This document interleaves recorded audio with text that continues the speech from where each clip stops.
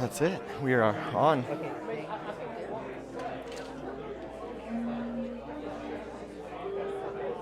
So she's a client of ours. So on our course, go Google as like a boss. So I said, oh, we're in New York, aren't you? Yes. She goes, yeah. So definitely come here. One of your clients here? One of our Google as like a boss. Awesome. I'll introduce you to her. Cool. So she might be a good one for you. Yeah. She's really, yeah, she's not like the other one. Why would happen? Huh? Oh God. You get in a fight? No. Tell him. Do you know it? Yeah, you you- know it? yeah. What's his name? Oh God. Deshaun. Oh, Deshaun. Oh God. I was just worried because I'm recording right now. We'll edit that out later.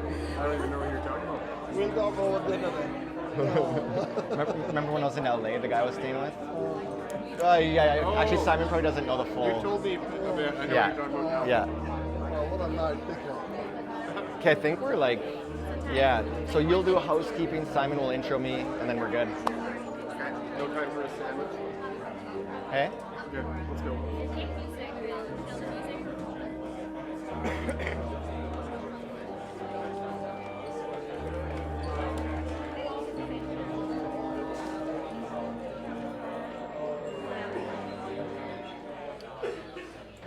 Hello. Hi. Hi again. Okay, welcome. We're actually going to start now. We're going to get everything rolling, everything started. So thank you for coming out, and I hope you guys really enjoy everything that you'll hear this evening. Just a couple of housekeeping things before we get started. So restrooms. If you look behind you, there is a hallway. There's a couple signs. There's arrows on the floor. Just follow those arrows. They'll take you directly to the washrooms. My slides. I guess I should do my slides too.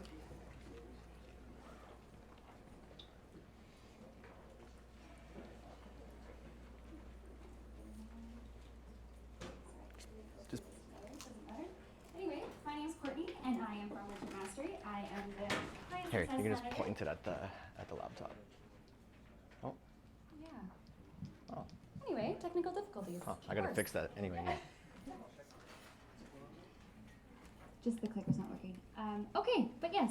Again, if you would like to sit up front, I highly recommend sitting up front. There could be some cool prizes for you up front. So just if you are standing, maybe move up front. Just a little heads up.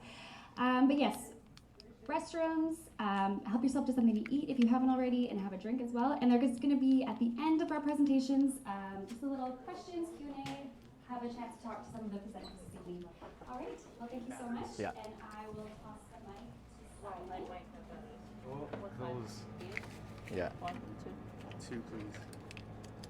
She called. Late than never, go break a leg. Oh, Nicholas, man, how you doing? Good to see you. Thank you. Good to see you, my man. Should kill it up there. Oh yeah. All right, guys, I am not your first speaker, but I am a speaker later.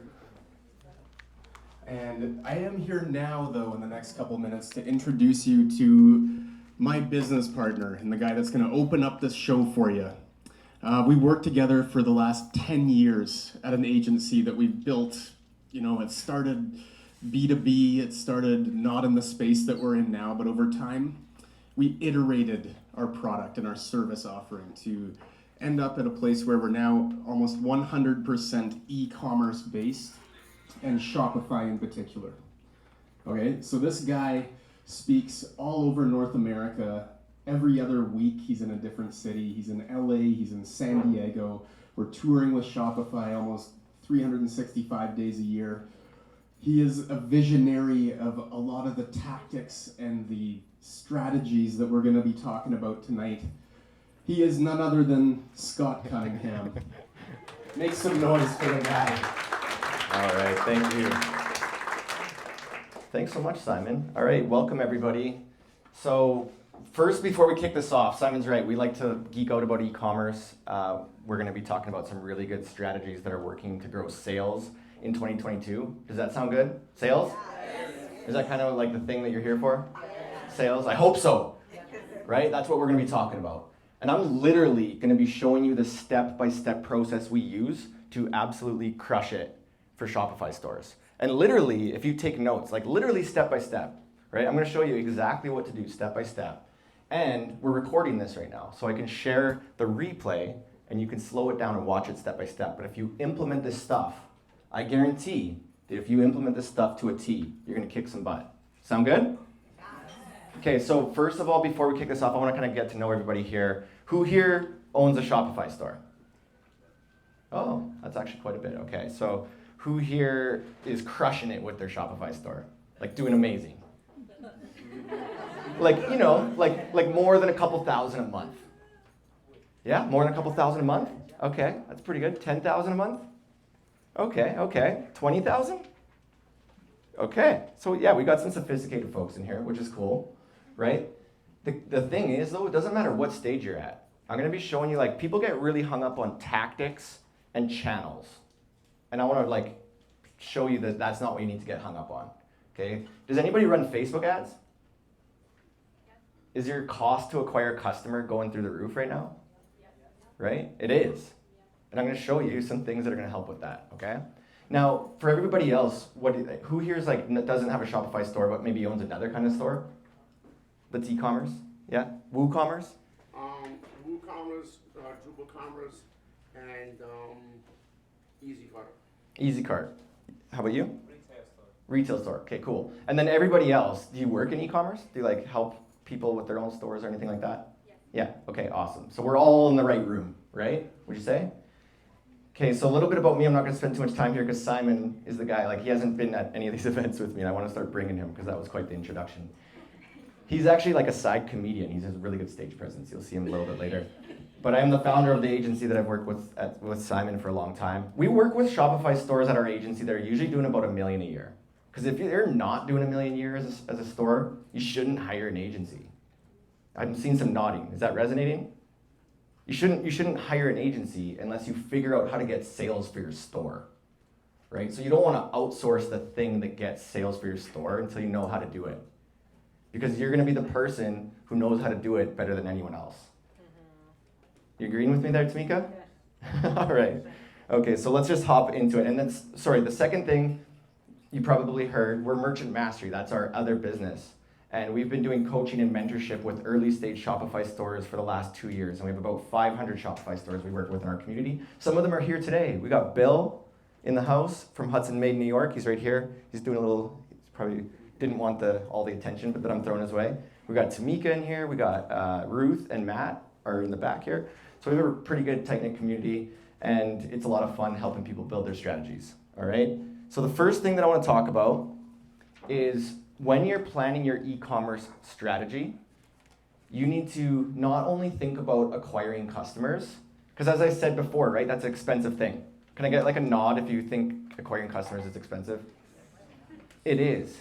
So a major takeaway that I need you to remember to kick this night off is that it's not about just acquiring customers, it's about retaining customers and repeat selling to them again and again and again, right? We know that if we want to get a customer, we got to invest time, money, or resources into getting that customer. I don't care if you're running ads or you're doing it organically. You want to go on the street in New York and get customers that way? I'm seeing people do it, right? But it's going to cost you a resource of your time to do that. So no matter what, to get customers, there's a cost. But if we can retain customers and they can fall in love with us and we can sell to them again and again and again, guess what? We don't have that big, steep acquisition cost associated with every sale, the second, third, and fourth time we sell to a customer. So we think more about margins. Like, I have a really good friend of mine who's in Merchant Mastery, Matt and Ruth would know him, Justin.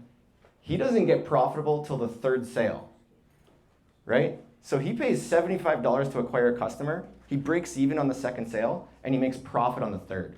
Good thing he has like a product that you need to replace very often, but he also sells really low ticket products. Who here sells things that like cost more than $100?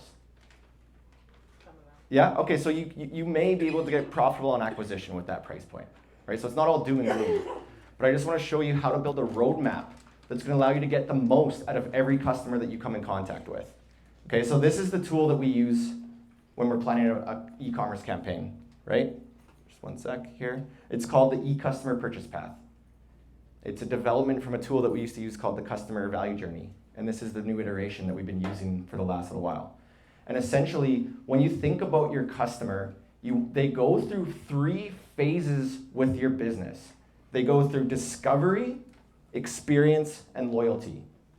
Let's pretend for a second, you're all going to resonate with this because we have some e-commerce entrepreneurs in here. This is a sales graph. This is a 0.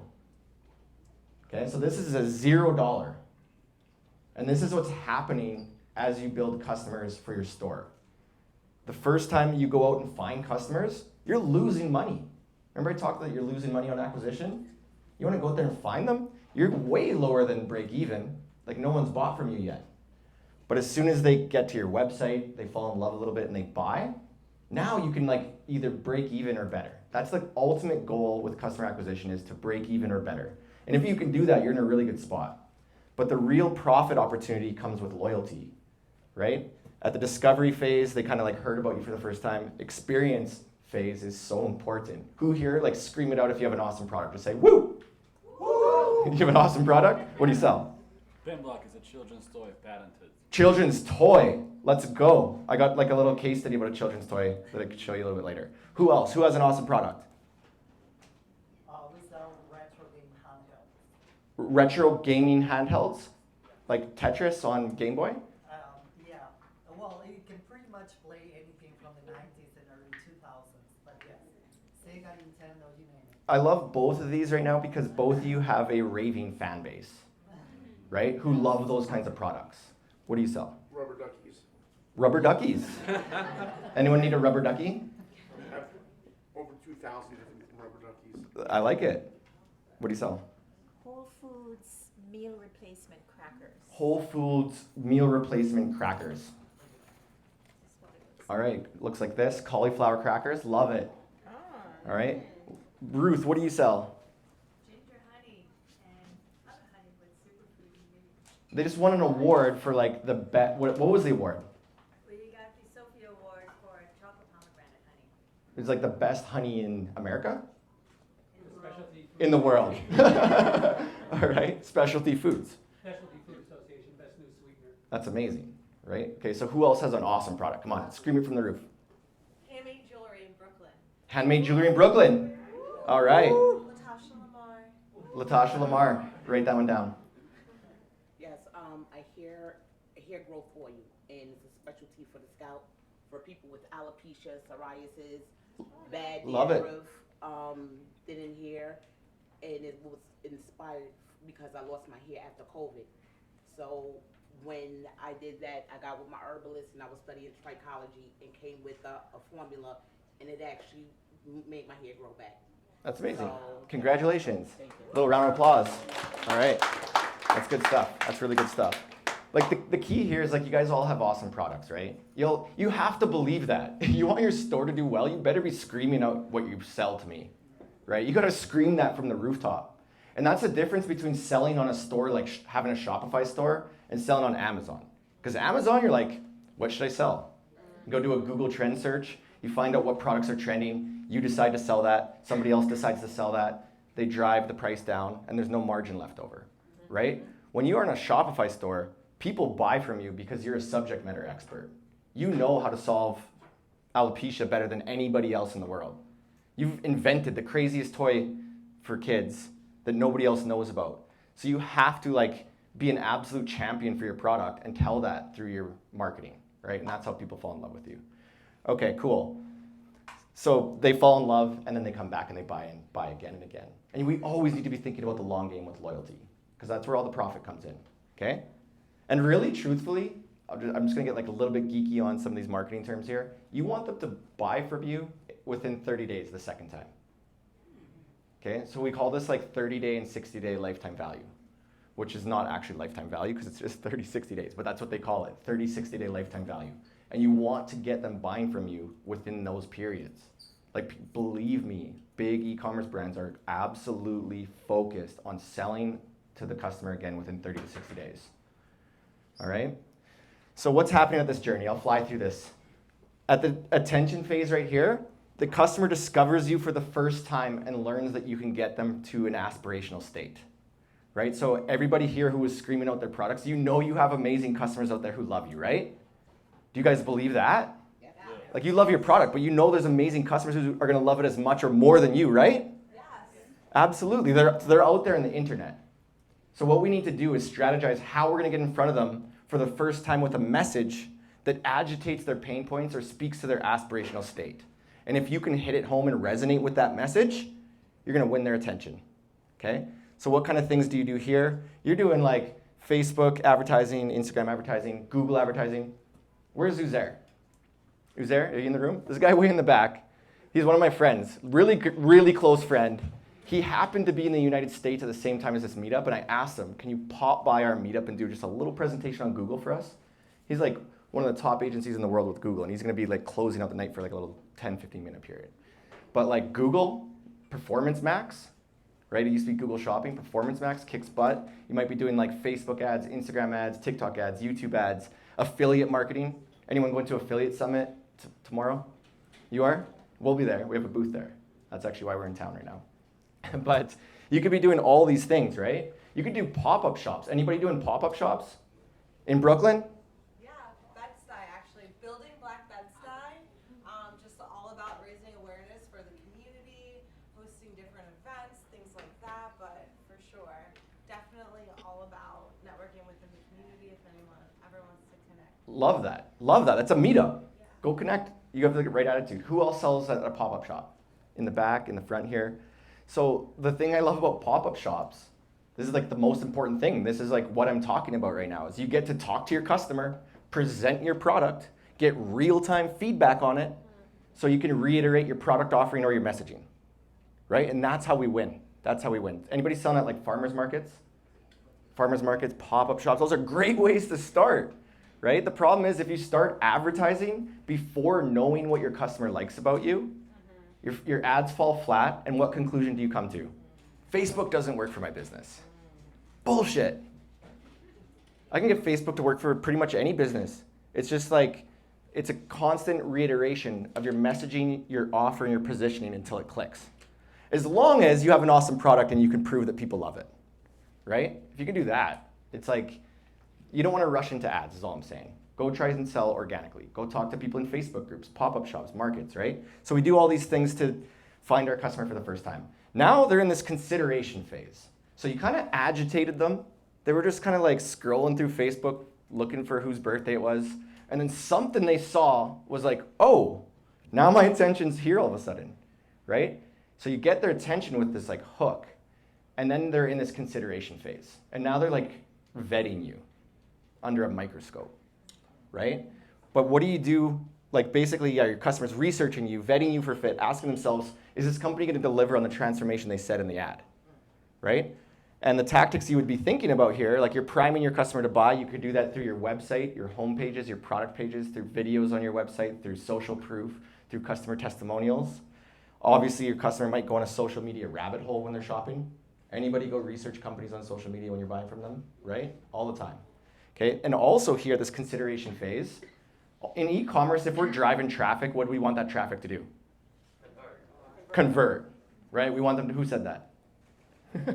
We want them to buy, absolutely. So we don't want to force them to opt in for a 10% off discount if they don't want to.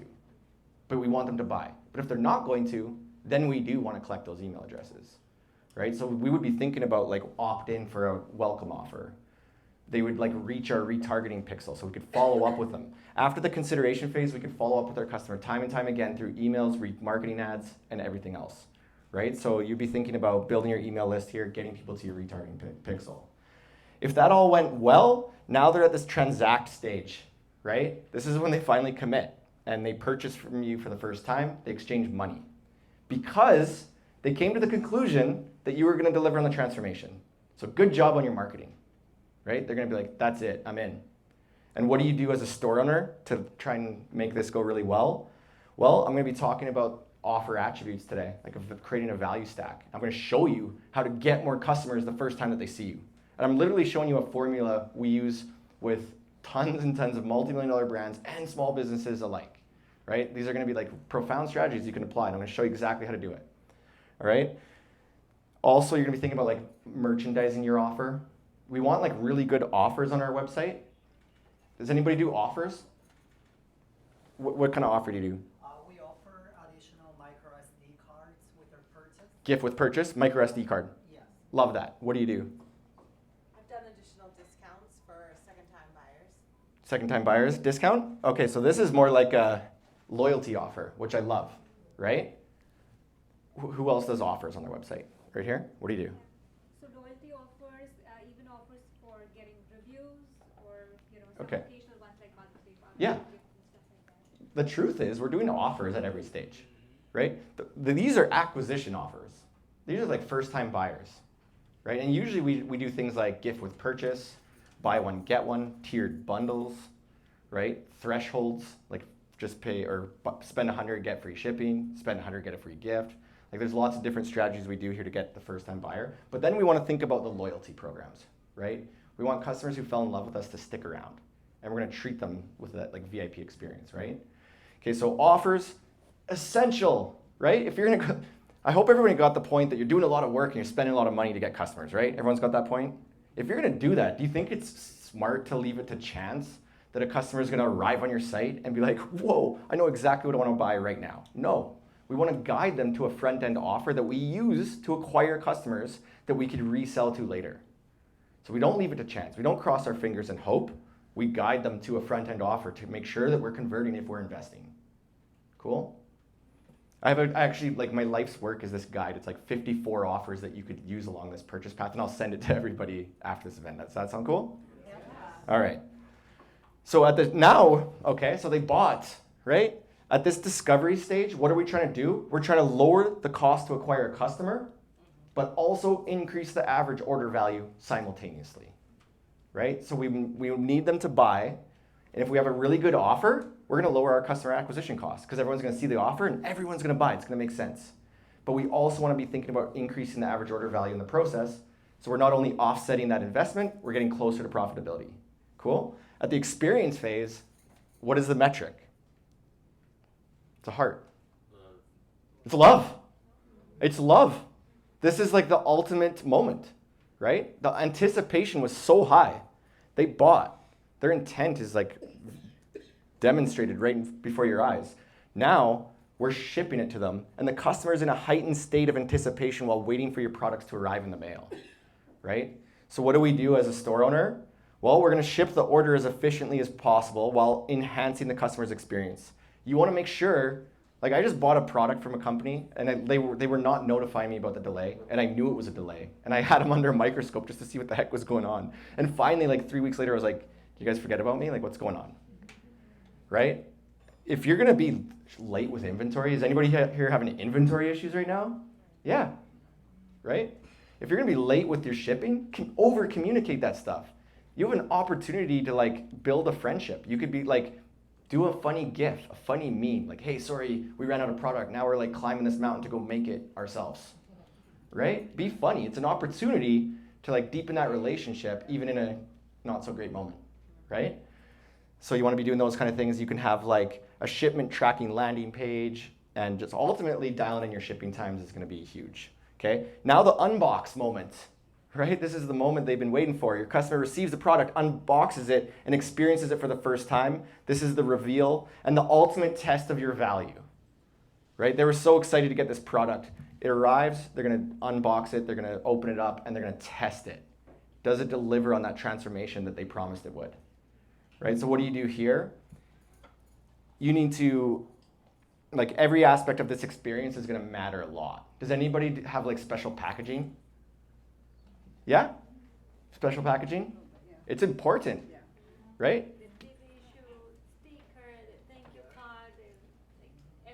Yes. Why? Because this is the metric we're going for at this stage, nothing else, right? And if you sell a commodity, I don't think anybody sells a commodity, but if you sell a commodity, you absolutely need to win at the relationship, right? I don't think anybody here is selling a commodity, just let's get that clear. But absolutely, it's about falling in love. And they want to feel special. And you want to tend to them. And you want that experience to be remarkable. Because what happens at the next stage? It's a review, right? So your customer judges either to themselves or publicly, right? Whether or not they leave a testimonial or a review for you, you better believe they're making a judgment in their mind, right? They're going to be like, oh, that product sucked. Or, wow, that product was amazing, right? So they're making a conclusion in their mind. Right? And we definitely want it to be public. We want it to be public. So is anybody here collecting testimonials? Good job. We need to do that a lot. They work really well at building trust with new visitors, right? So we want to do that. Now, prioritize collecting them. You can do it on site or you can do it through email. We like to use like judge.me, we use Klaviyo, all these different tools. You can go and collect more testimonials, but don't put it on the back burner. This is like your top priority, collecting testimonials. Does anybody here buy products that doesn't have a review? Have you bought a product recently that did not have one review? Yeah? Was it like a really bizarre, unique product that you could? Yeah. So sometimes when you can't find the product anywhere else and it's like you need that product and you already know what it is and you've been researching it, it makes sense. But if it's a new product you never heard about, it needs a couple of reviews usually. Okay? All right, now we're getting into like the glory part of this whole customer relationship. So the customer like found you, considered, bought. The shipping experience was amazing. They loved it when they unboxed it. They left you a review. Now this is where the real profit comes in for your business. Repeat purchases, right? And we don't want it to leave it to chance. We want to do what you're saying. We want to build like loyalty programs.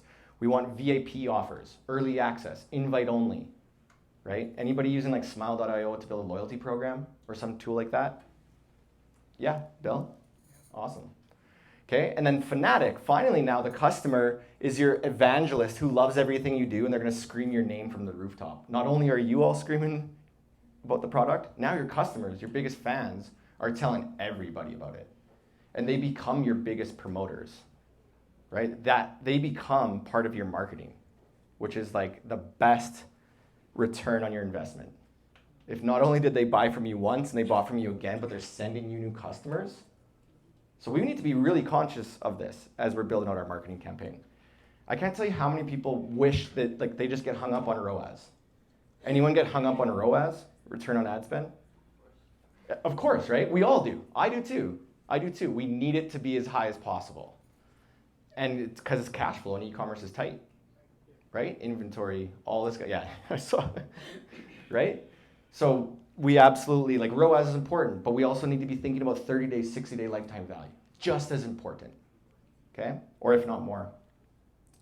And you could be doing like referral marketing programs here, where it's like share with a friend. If they buy, they get a deal, you get a deal. Or just friends and family codes, share on social media. There's ways you can incentivize this.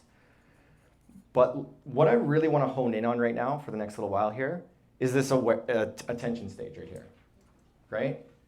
Because this is the thing that is leading the customer on the path, right? And this is the thing is that we need to absolutely not leave it to chance. We need to win their attention in everything we're doing. That's where we're investing. That's where it's negative, right?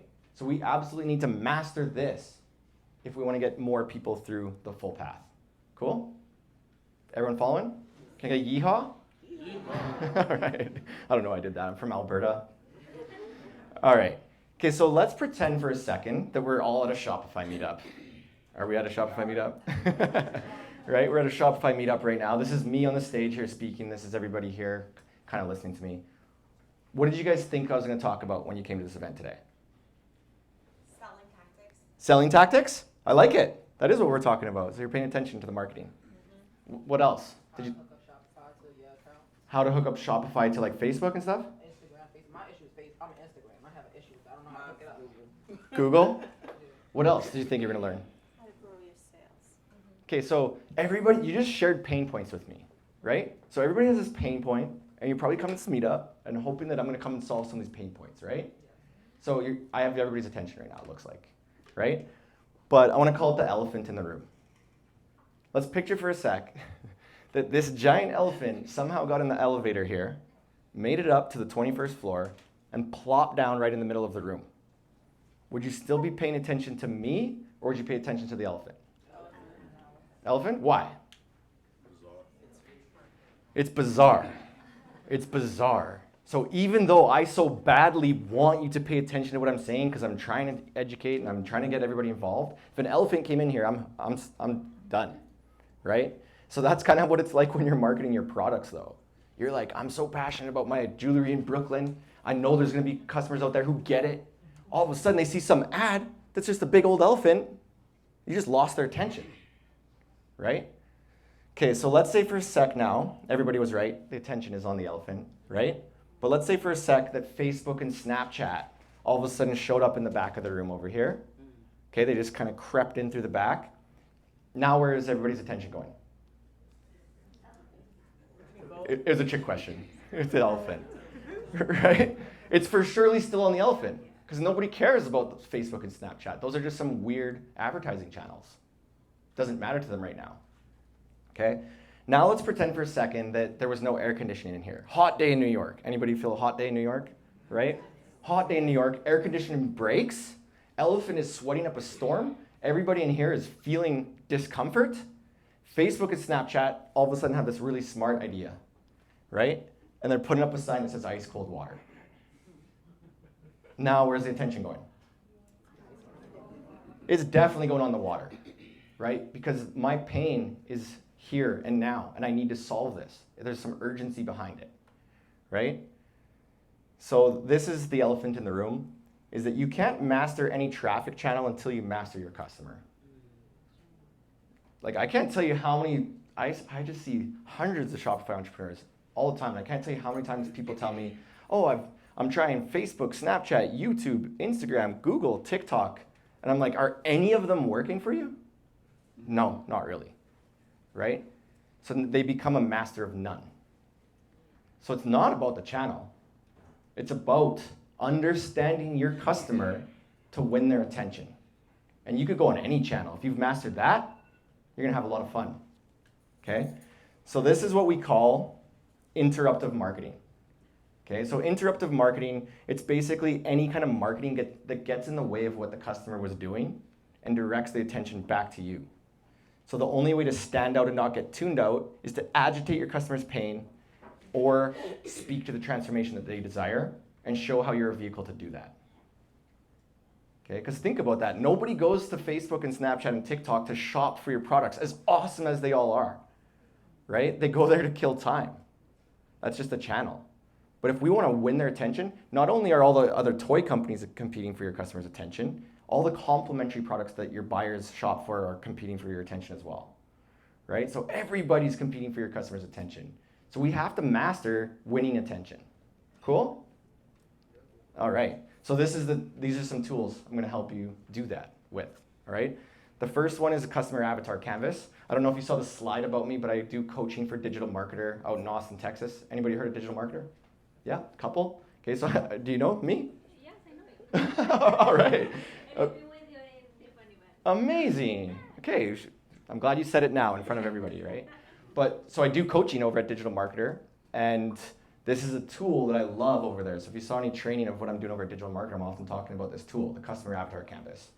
Because we want to build a profile of our perfect customer who we want to attract more of. And we want to define their pain points, their passion points, what keeps them up at night, right? So this tool looks like this, okay? And I'm not going to go through everything because I don't have enough time to go through everything in detail. But a little recap here is essentially, like I said, who here has multiple customer segments? Do you sell toys to like one kind of kid, one kind of parent, one kind of grandma? Well, I have a demographic, like STEM parents, like parents that have stay-at-home kids. Yeah. Educate themselves. Perfect. Yeah, and is that the only one? Well, no, but that's my ideal customer. That's your ideal customer. Yeah. So everybody here should know that they have like one ideal customer. Ruth, Matt probably have many, right? Bill, multiple customers, right? Everybody has multiple customers. You want to start with the one that you want to attract more of. The low-hanging fruit that you already know well. You've already sold to them a few times or a lot of times. And you speak with them, you know their pain points, okay? And basically the tool looks like this. I'm gonna show you an example of one that we did for one of our clients at our agency, Socialite, that we've worked with for like 5 years, right? And the company's called Ocean Sports, yet we live above Montana, where there are no oceans, right? So they mostly sell water sports. And most of the time where we live, it's the people doing lake sports. Right? So one of their main customer avatars is this guy, Lake Dad Daryl. He's the guy who has disposable income. He buys all the stuff for the lake, the boat, the gear. Everybody's hanging out with this guy, right? So this is how you would fill out this tool for Lake Dad Daryl. Basically with your avatar here, you just want to pick a customer segment. What do you say, like home educator? It'd be like Home Educator Aaron, right? That would be maybe the avatar's name. You pick the customer segment and you tack on a memorable name. Because as you build out multiple, you'll be like, is this marketing campaign for Lake Dad Daryl or is it for like Wakeboard Wendy, right? So you come up with the customer segment here. I'm not going to go through all these in detail, but there's a couple areas I do want to go in detail on. With demographics and interests, you want to be thinking about things like their age, their income, where they live, interests, what kind of products do they like, what kind of products would you find in their car, in their pantry, in their bedroom, right? And then frustrations and fears are like pains, things in their life that they want to move away from, wants and aspirations, things they want to move towards in life, okay? And like I said, I'm recording this so you can go back and watch this later and like flush it out, but there is one part I'm going to hone in on a lot, okay? The next one is key purchase drivers. Key purchase drivers is probably one of the most important things that you could fill out, okay? When you're selling at your market in Brooklyn, I want to know what are the top 10 questions that come up in your sales process? What materials is made out of? What materials? What's your process like? What's your process? Are all of these materials sourced locally? Are they sourced locally? Like, this is why I love the pop-up shop folks, is because you have these conversations with them all the time. And you know what their key purchase drivers are. So I'll send this document out to everybody who attended. You could fill it out. But you should fill out like 20 objections that people have to buying from you. Why do you think we want to do that? Overcome them, right? Basically, think about your store. When you're at a pop-up shop, we got the founder selling the products, right? I could feel the passion. I could hear in your voice, I'm going to buy from you, right? But when you're not there talking to the customer, your store needs to do that in your absence. Your store is your salesperson in your absence, right? So if you're not there to preempt the objections, you probably have these all in your back pocket. You've answered them so many times, week after week, farmer's market after farmer's market. You've preempted these objections. They just come out naturally. It would be so silly if you didn't put those up on your website, handling those objections, right? Because you know they're going to come up. Most people that are shopping online, where do you think they fall off? It's product page. A lot of people fall off at the cart or checkout, but majority of them don't even get there, right? And the last thing that you want is that you left some objection unanswered and they went and decided to research a competitor. That happens. Have you done that when you're shopping? Yeah. Right? You can't find an answer about a specific product, so you go and look at a competitor's. You just like did the marketing for a competitor, right? You got them in through an ad, didn't address all the objections, now they're shopping somewhere else, right? So you need to list out all your key purchase drivers. That's an important one. Once you've done that, I want to go into the most important part here, and this is what I'm going to show you some real examples of, okay? So we have a piece on here that's called the before and after grid. None of us here sell products, believe it or not. We sell transformations, okay? Like when it's January and everybody's like, I want to be the best version of myself. All they want to buy is the best version of themselves. Christmas is coming, they want a nice chain. They want a nice chain, right? There's so many things happening, right? Like, do they buy a gym pass? Do they do some like diet? Do they go running? Do they buy jewelry? Do they buy a course to level up? Do they want to be better parents? Do they want to be better parents? Right? Do they want to be better parents? That's exactly it. They don't care about the features. They care about the outcome that your product provides. The benefits. Like, you got to literally ask yourself, like, what do people hire my product to do? They hire my toy to keep my kid occupied so that I'm a better parent, right? So this is a really important thing. People buy transformations. And this tool right here, I hope everybody actually does this. If you don't do it now, do it when you get home. The before and after grid, this is a tool that you can use to define the transformational state of your customer. And it's split into 5 categories. So we're going to do this right now for Lake Dad Daryl. Right? This is the guy who was the best customer segment that Ocean Sports wanted to sell to because he has a disposable income. And they want to sell him wake gear at the start of lake season. Okay? So what does he have? That's the first question right now. This is like his situation or the alternative to your products. What does he have? And you want to paint a miserable picture. They're in a miserable state. Life sucks without the toys. Life sucks without the vintage gaming tools. You have bored kids right now. Screaming, autistic kids. I have a lot of parents with autistic kids. Yeah. When they have an episode, that mechanics really help. Absolutely. I love this. This is like a very specific pain point. Or you can sell silence in the car when you have a long drive. With a lot of our customers that are a little older, there's a nostalgia component as well. They want to relive things that they couldn't afford as a kid. Sometimes we find that. Yeah, so we're gonna go deep. That's deep. Yeah. We're gonna get deeper and deeper as we go through this before and after, right? But there's two things that are happening at the have. It's the situation. So they do have bored kids. I don't have that written up here. That was a good one. Who said that? Was that you? Right? They do have bored kids. That's the situation. But then we think about the alternative to the products. And I listed that here. Instead of having the amazing wakeboard gear that Ocean Sport sells, they have outdated, uncool, broken down gear. And no one's getting better at wakeboarding. And they're bored. I'm going to add that. Right? How does that make them feel? This Lake Dad guy's like, oh man, this gear sucks. How does it make him feel? Makes him feel embarrassed and guilty. And I'm sure you guys have a lot of more good ideas. How else would he be feeling? Depressed? Yeah. Like it's not that good. He has broken down gear. He knows he could do better. He's embarrassed and guilty. He doesn't want to show anyone at the lake. Right? He has a lake lot. He doesn't want to show anyone this janky gear. A bad provider. Bad provider. Okay, so save that one. Save that one. We're going to come back to that one. Okay? But because we get deeper and deeper. So that's the have. This is the feel. How does that embarrassed feeling impact his average day? Right? He's not going to the lake anymore. And he's not spending quality time with the family. Is that sad? Right? But if I've filled out the wants and aspirations, we know he cares about memories with the family, legacy, vacation home. He cares about those things. So now, because he doesn't have good gear and he's guilty about it, he's not going to the lake.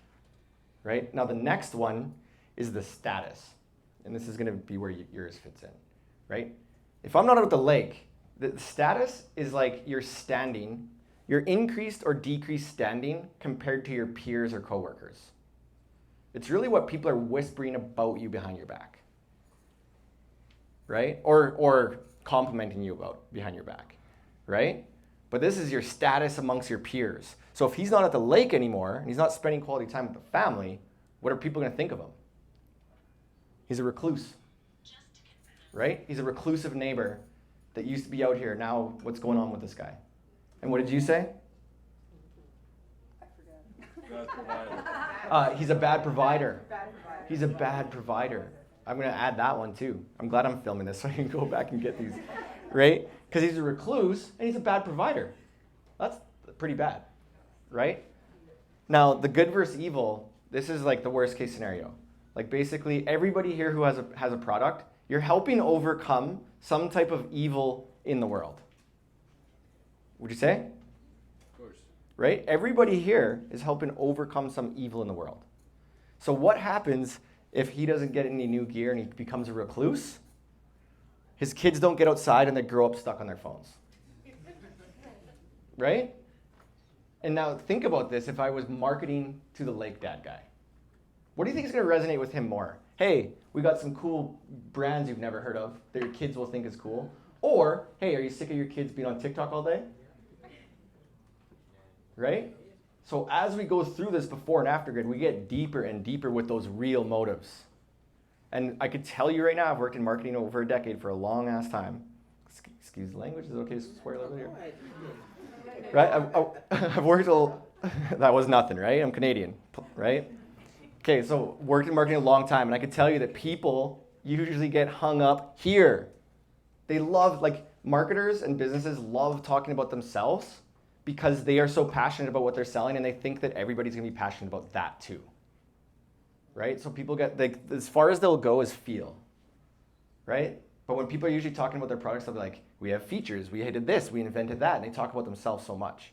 But we're gonna resonate way more when we make them the hero of the story, not ourselves. And we say, hey, we know what it's like, Lake Dad Daryl. Your kids are on TikTok all day. You used to go there every weekend. Man, what happened? Right? Okay, so the after, now what does he have? He's shopped with Ocean Sports. He shopped with you, or your customer after shopped with you. What is the after state now? Now he has top quality gear that's trendy and performs incredibly well. How does that make him feel? Proud to show it off, empowered, excited. How does that impact his average day now? He's at the lake every weekend bonding with family and friends. What is his status now? He used to be like this reclusive neighbor who didn't take care of his kids. Right? And now he's the guy everyone at the lake wants to hang out with or be. Right? Status is a really big one. There's only 2 reasons that people buy. Right? It's to reaffirm their existing identity or to transform into something that they're not. Deep? It's the only reason people buy. They identify or they want to become something else. And status is a big one. Right? Like if you're selling golf gear, anybody sell anything in the golf space? What do you think is going to get a guy's attention who sucks at golf and doesn't golf with his buddies? Do you think it's what's going to get his attention? Hey, buy these golf balls that were made by this Titan material and this and this and this? Or you're going to knock the ball so far the next time you go that all your friends would drop the jaw. I would resonate with that because I suck and my friends never want to teach me on the golf course. Right? So I'd be like, oh, you got my attention. Right? So status is a big one. Okay? And then now, good versus evil, his kids are healthy, athletic, leads to more people being healthy because everybody's coming out the lake. And there's this like positive momentum that happens, all because they bought wakeboard gear. Right? And we want to get deeper with these after states as they go along. Okay? Now, anybody here build a customer avatar for your business before? Yeah? Anybody else? Customer avatar or profile? Did you? Something similar. Yeah. And did you use it or did it collect dust on the side of your desk? Collect dust? Collected dust? Okay. So I don't want it to collect dust. This is like the most powerful thing right now, right? I could tell you, as I said before, I worked in marketing a long time. I've done tons of ads myself. The thing that always I go to when I'm running ad campaigns is the avatar. Always. Always. I never just try and scramble and force an idea out. Right? You're raising your hand? Yeah, this is powerful because it shows the practical application of how you use the buyer persona to run an ad. I always thought, okay, the buyer persona is useful, but how do you actually create a motive effect with the buyer persona? This is actually showing sociologically how you can do that. Absolutely. Yes. The reason I'm so serious about this, right, is because I'm doing this in the real world and I always use this tool. And I'm going to tell you next how to make the most use of it. Okay? So I will share this document after. We'll make sure our team sends it out in an email. You can document this yourself. You can rewatch the recording. But essentially what we do, this is the breakthrough moment here of how we're going to use this tool, is that when you are pitching to your customer, right, whether you're at a pop-up shop, a farmer's market, a Facebook ad, you saw somebody on the side of the street, you're essentially pitching to your customer. It starts with a hook so that they self-qualify that it's for them and that they're living with that pain. Okay, so you use a hook to agitate a pain point or speak to a transformational state. And right away they're like, whoa, you know me, right? We want to read our customers' minds. That's why you can't spend enough time talking. I love pop-up shops and markets. That's where some of the biggest brands started from. And just talking to that customer, getting the message right, reiterating it over and over and over again, right? Until they see that content, they're like, whoa, were you just like in my mind? Right? And that's what we want to do. So what we want to do is we want to flush out the full avatar. There's lots of different boxes. Like I said, I probably have another training somewhere that I could send that explains all the boxes. But what we want to do is pull out 3 to 5 hooks that speak to the pain point or the transformation state. I'm going to show you how to use it as we go through this, right? But if we look at a few hooks, this was the customer avatar canvas. We're looking at hook ideas to agitate pain or speak to transformation. Get your kids off Snapchat and hit the lake was one. Make memories for friends and neighbors was another. Show your kids you're cool. Okay? You could use that avatar canvas to come up with 20 hooks. Okay? And this is like a little foreshadow into where I'm going with this all. We don't know what hook's going to get their attention the most. So we need to try new things all the time. And when we run ad campaigns, we're not just going to like pick one ad, put a bunch of money into it, cross our fingers, and just wait for that money to roll in. We don't start that way. We start by running multiple different angles. And we put a small budget, tiny, $1 to $3 a day. And we look at KPIs just to see which ones were resonating and led to sales, right? So this is what we do with the avatar. We pull as many hooks out of here as we can, okay? And I've met, I was just at a conference in Denver speaking there, and this one guy has an e-commerce business. It was doing over $1 million, and he's like, man, I'm just so stuck on creative. And he's like, I've been approaching it the wrong way. I keep starting with the creative and then just coming up with copy. But it should be an angle that speaks to the pain point or the transformation, and then you decide what creative can I use for that? What hook can I use for that? Right? So that's step one, is hooks. Everybody loving hooks so far? Yeah. Hook, yeah? Yeah. All right. Okay, so we got hooks. The next thing that we're going to look at, and I'm just going to do a little time check here. Yeah, I think I got another 15 minutes about, so I'll try and get through this pretty quickly here. Yeah. Question? One. And Simon's going to talk about that a little bit later. Okay? Simon said that I invented a lot of our e-commerce strategies. This guy did. You don't want to miss what he's going to be showing you, because he's the guy who oversees tens of millions of dollars worth of ads, and he knows this stuff really well. All right, so value attributes. This is the next piece of the puzzle, because it's not enough to just hook their attention, right? What we need to do is we need to understand our customer's line of questioning when they buy from you. Okay, so you won their attention with a hook, and all of a sudden they're like, whoa, they stop scrolling on their feed. And they're like, okay, this is resonating. But now they're putting you under the microscope, as I said earlier. And they go through this line of questioning, okay? And as I said before, we'll just skip through these in the interest of time. But basically all I was saying is we win our customers' attention by agitating pain with the hook. We win our customers' purchase by stacking so much perceived value that they would be silly to say no, right? You got their attention with the hook. They have all these questions they're going to go through in their mind. If you answer them all, they're going to buy, right? In order to do this, we need to understand the line of questioning. Okay, so let's get into it here. Basically, this is what the customer's asking. You got their attention with a hook, right? Speaking to the pain, speaking to the transformation. Now they're like, how can this product or service improve my life? Right? So you might have said improve your best version of yourself this year. Oh, that's been on my mind. Now I'm going to ask, how? How what do you do, and how are you going to improve my quality of life? The next thing that they're going to ask is, do I trust or like the brand who is selling this product? Right? They're going to go and look at your website and be like, do I see myself in that brand narrative? Do I have the similar values as this company? Right? Because everyone see over here? Am I getting in the way of the TV? A little bit? Okay. Maybe I'll switch to the other side for a bit. But basically, the next thing is, do other people vouch for this product or brand? Third-party endorsements, right? They're going to want to know that. Reviews, right? And then the next one, based on everything I know about the product or brand, does the perceived value outweigh the cost? Is the perceived value of what I'm looking at outweighing the cost? And usually we'll do things like discounts and incentives to stack the value so high that people buy, okay? But basically, we have these value attributes that we want to include in our pitch because we know that this is the customer's line of questioning, so we want to preempt it in our content and our messaging. Let's take a look at how this works, all right?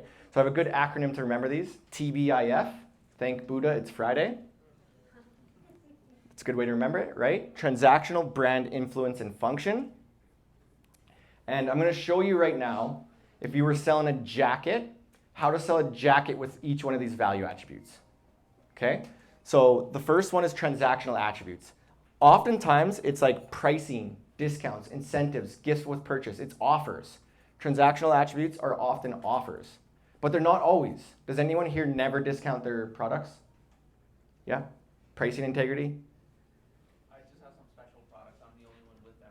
Okay, that's cool. Sometimes it's like pricing justification though. We got a really awesome member in our merchant mastery group who never discounts his products, but his products will last 5 years longer than the competitors. But you need to communicate that in your marketing.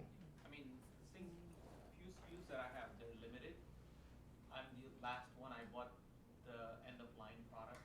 It's impossible to make it, and people just refer me to Reddit or elsewhere. Yeah, but usually the question's going to come up. If you're not discounting, they're still going to be wondering about the price. If you're the only one in the market, you have a major benefit there. I'm raising the prices. Yeah. I was struggling at $20, 100, 200, 300. So. Yeah, Good stuff. So it's not just about discounts and offers though. It could be scarcity, urgency, pricing justification. Those are transactional attributes. If I was selling a winter jacket solely on transactional attributes, I might do something like this. It's the end of the season. It's hot in New York. We're going to sell all of our winter jackets 30 to 50% off, right? This is just all transactional attributes here. They're going big on discount, okay? The next one is B, brand attributes. This is the one where the customer wants to see themselves in your narrative, right? They want to see themselves in the narrative. They want to resonate with the personality, resonate with your values, and they want to see what kind of causes you support, right? You're really speaking to the lifestyle motive of the customer with this one. If I was selling jackets with just brand attributes, right? This is a North Face jacket, mountain born, city worn. Converse jacket, speaking to teenagers, the right to test the water. They see themselves in that narrative, right? I want to go to the mountains and I work in the city. This is a jacket that can accomplish both. I'm a testy teenager, independent, got some attitude. I like the brand narrative, right? The next one we're going to look at is influence attributes. And these are influencers, reviews, any kind of third-party endorsement. Ruth and Matt back there, Honeygrams, they just won the best darn honey in the world, Ruth said, right? That's a really good influence attribute, right? Social proof. So it doesn't just have to be like influencers and like user-generated content from customers. It could be associations. It could be like any kind of like industry authority who gives you the stamp of approval. But my favorite one is definitely customer testimonials and reviews, right? Those are definitely good influence attributes. So selling jacket with influence, it could be like an influencer campaign, celebrity endorsement, or customer testimonials, my favorite one. But you need these. You need to go and collect influence attributes, right? The last one is function. This should be the easiest one. Like, what problem does your product solve? Does everybody know that? Yeah? Pretty easy. How does your product make your customer's life better? And what function does it serve? It's usually based on a trigger, right? It's raining, I gotta buy an umbrella. I'm building a studio, I gotta buy a camera, right? There's usually a need-based trigger for function. Now, selling jackets with function, pretty straightforward. This Polo Ralph Lauren jacket says 11 hours of heating time at full charge. It's water repellent, immediate heat. Heat conducted by these printed carbon and silver inks, right? Heavy function, what does it imply? That you can climb that really cold mountain behind, right? This one here is just all function. The use cases, Nordic skiing, hiking, backpacking, snowshoeing. The features, it's packable, layerable. All of these are function, right? Did you notice that one of them, though, has another value attribute in there? Which one? The one on the left. The one on the left, this one? Yeah. And which attribute? You look stylish, sophisticated, chic. Close. It's also a prestige brand. Why? Because it's Ralph Lauren. Well, Ralph Lauren, it comes like baked in with the brand. We sponsor the US. That's what it is, right? So you could get the jacket that Team USA wears, right? So this is a key takeaway right here, is that you never want to, well, not never. Okay, forget that I said that. Scrap that. Edit that out of the video later. You want to stack multiple value attributes. You don't usually just lean on one, because we know what the customer's line of questioning is. How's the product going to make my life better? Do I trust and like the brand selling it? Do other people endorse it? And does the value outweigh the cost? So you're going to stack multiple at once. You don't just have to do one in the example that I showed. Okay? So this is an example of another member of Merchant Mastery. They sell t-shirts, right? And basically when I met them, the founder's a teacher, and she said to me, Scott, like, I can't differentiate our t-shirts. We sell t-shirts. It's a commodity. I almost had a heart attack, right? Because I knew that their t-shirts were way more different than the credit they were giving themselves. So I went through this exercise with them, and we flushed out their value attributes, right? So we came up with some transactional ones. Free shipping over 75, that's a good one to increase average order value. 15% off your first purchase, that's an acquisition welcome offer. Get 2 for 50, another good bundle, which is a way to increase average order value. Okay, brand attributes. Hey, these shirts are created and printed in a home studio in New Brunswick, Canada, and they're buying into a new vision of slow fashion and supporting local. That's way better than just saying, here's buy a t-shirt, right? I liked when you were saying that. Local made, handmade, what materials, right?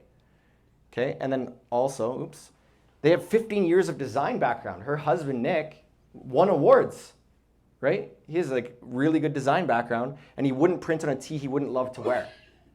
Okay, people who value details are going to resonate with that value. Ethically sourced materials. Influence attributes. As I said, he's an award-winning artist. They didn't have any like endorsements. They didn't win the world championship of honey back there, but they had a lot of great customer testimonials.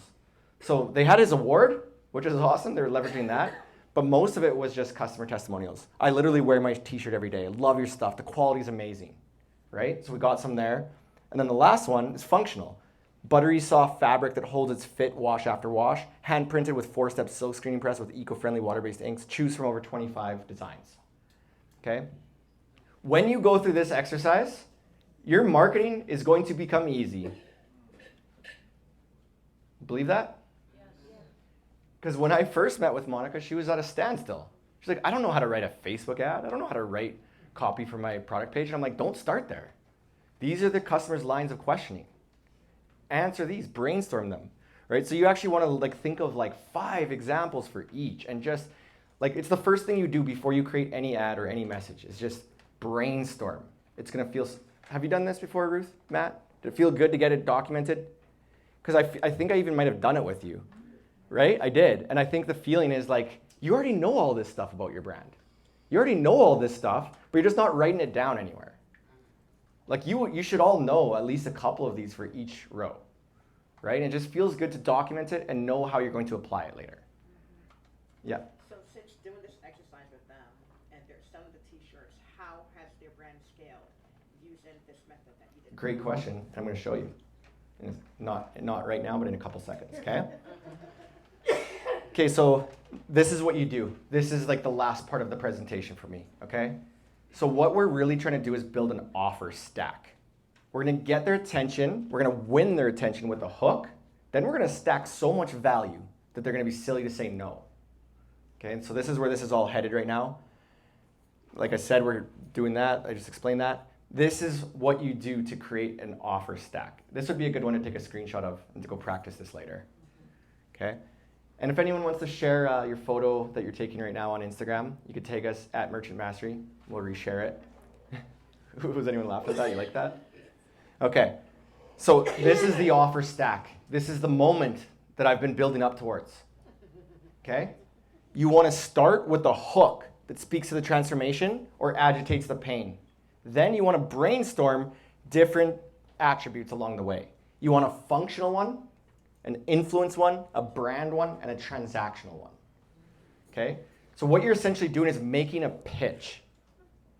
And you basically come up to your customer and be like, you know, are you tired of having the same old jewelry that gets no compliments at cocktail parties? Right? Our products, we're going to go on function. They're handmade, local, one-of-a-kind pieces that you don't see anywhere else. Okay? Then we're going to talk about influence. Our famous, this piece of necklace has sold over 1,300 times to date. We're by also very famous influencers as well. Right? As featured on all of these influencers, million views on TikTok. I wish, but if anybody wants to help me get there, please. And brand. You know what's the easiest one to do for brand attribute? Just say, we believe. We believe that every person deserves the right to get complimented and feel their best and look their best when they're with their friends. Question for you. Yeah. There are, 5 layers here, or 5 levels. Can you throw all of these into an ad, or do you prioritize? This is where I'm going. That's a great question, though, because this is just the starting point. This isn't going to be the be-all, end-all of how you write your ads. This is how you get in the habit of creating a pitch, because we know we want to get their attention and we want to preempt all their objections. We want to answer everything in their mind, right? And then the last thing here, with the transactional attribute, you could just say, buy one, get the second for 50% off. That offer works so well. Buy one, get one 40% off. Buy one, get one 50% off. I like it because if you're like buy one, get one 50, it's really just 25% off. But people think that they're like winning when they unlock a bigger discount. That one works like crazy. in all of our campaigns, okay? So that's how you create your stack. And you should create like 4 of them. Like, look how much we brainstorm. You should have different hooks. Just pick different pieces and put them together, okay? Now we'll move on. So I'm going to show you an example of how you're going to use this stuff to answer your question, right? If you have a homepage of a website, I don't work with any of these brands. I just pluck them out of a crowd because I know them. They're like big direct-to-consumer brands. I've interviewed them on a podcast. Don't work directly with them. But let's just look. This is the homepage of Vessi. It's a waterproof shoe out of Vancouver. Big direct-to-consumer company, right? What do they got on here? And this is the thing, is it doesn't need to be in the order that I showed it. Those are just all the ingredients we want to include. They got transactional attribute at the top, free shipping threshold. They got a hook, slip into all-day comfort. That's speaking to that average day of the after state, right? Function, waterproof, breathable, lightweight. Brand, creature-free, 100% vegan. Transactional, free shipping over $80, free exchanges, dry sock guarantee. Okay? Influence, testimonials, featured in Forbes and Globe and Mail. Okay? So they got that whole offer stack that I just talked about right on their website. This is the key. Let's look at another one. Tentree. Is it Tentree? No, it's not. It's a, this is actually Away. Away. Who heard of Away luggage? Yeah. Jay-Z? New York? No? Okay. This is an email that Away sent me because I actually paid attention to them because of Jay-Z. So that was an influence attribute working in their favor. But if you get this email, a hook, the world is open again. It's speaking to that pain point. Nobody's been traveling because of the stupid pandemic, right? They got the hook in there. Brand, we believe in seeing more of the world. Okay, I see myself in that narrative. Influence, we spoke to hundreds of customers and asked them this question. They're leveraging how big their community is. Okay, function, removable battery, unbreakable shell. They have lots of functional attributes in there. Transactional, free shipping, free returns. Do you see that this is like a formula that you could just repeat over and over again? Yeah. You're seeing how it works? Yeah. Okay, let's look at another one here. Now a Facebook ad, right? This is a great company, Anna Louise, I love their marketing. A Facebook ad. Influence, it's a customer testimonial. Functional, in the testimonial it says it's minimal and dainty jewelry, right? Hook, gold that actually lasts. Right? What's that? We got a gold guy in the room here? Okay. Transactional, buy once instead of always replacing. So that's a pricing justification one. Where it's saying you could spend this much with another brand because the gold keeps tarnishing, or you could spend $49 with us once and it'll never tarnish. Right? Right? And then they got transactional. Funny enough, this was they had a buy one, get one 40% off. And they were running many ads at once. Some of them, that was the main part of the ad. The transactional attribute was right here, 40% off. This one, it's just tucked away down here, right? Because they're testing which combination is working the best. The last one, influence, as seen in Vogue, Elle, and everywhere else. Okay? Another Facebook ad. You get the idea, right? I'll send out this recording. I'll send out the slides. You get the idea. This is a company that sells like healthy, quick meals. They got the hook, short on time at lunch, functional, real spices. Here's the ingredients, right? They got multiple hooks in here. You versus the guy she tells you not to worry about, right? Speak to these pain points. Function, prep time, they show all of that stuff in here, right? There's a lot going on in this ad, okay? So that's how it kind of looks. I'll skip that one, doesn't really matter because I'm just running out of time. But for testing, this is the key. This is the key where I was going with all of this, right? When you go and build a Facebook ad campaign, imagine if you only did one little ad that didn't have all those ingredients. It's gonna be a miserable experience when no money returns, right? So we wanna control an experiment to see which offer stack is resonating with our customers the most. Is that resonating? I'm seeing some nodding. Got some more nodding? Yeah, okay. All right, so let's take a look at how Black Hair did with this exercise, right? So Monica's a teacher, one of the founders, right? Her husband's did a lot of design. He's an artist, and they built this t-shirt company together, right? And they built these ads themselves. I did the exercise with them to help them come up with the offer attributes, all that. Then they just did this themselves.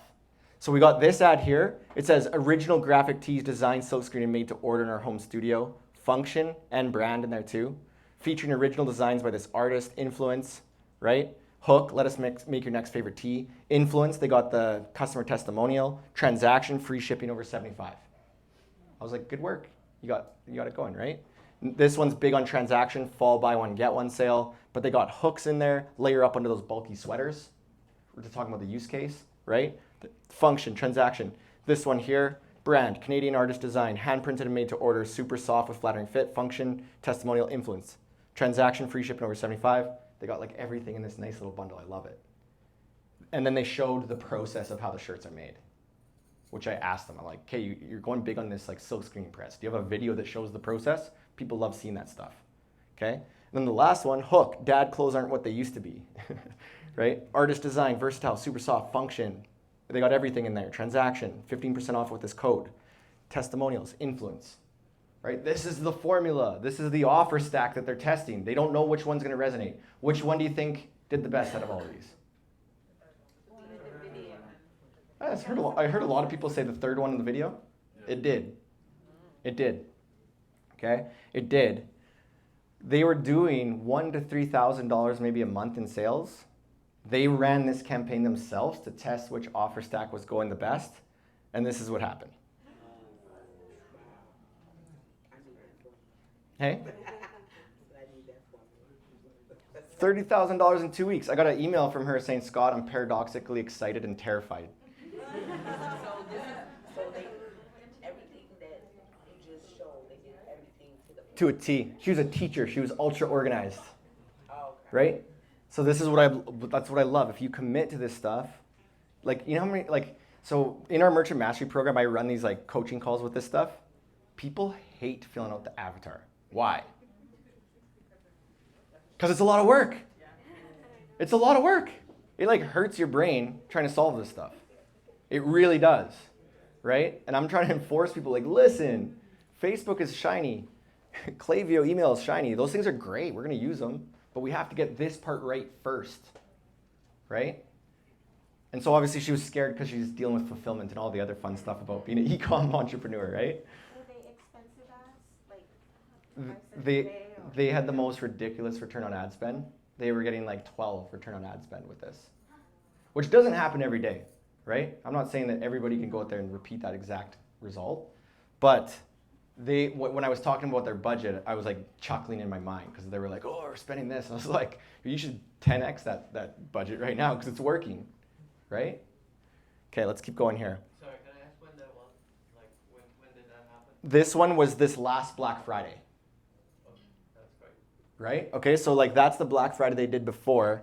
Maybe got to 8K, right? So they've never seen anything like it. If you go look at their business, you'll get retargeting ads. They are like leveling up. And they're crushing it still right now, right? I have one of their shirts with me. I traveled with it. I was like, am I wearing it now?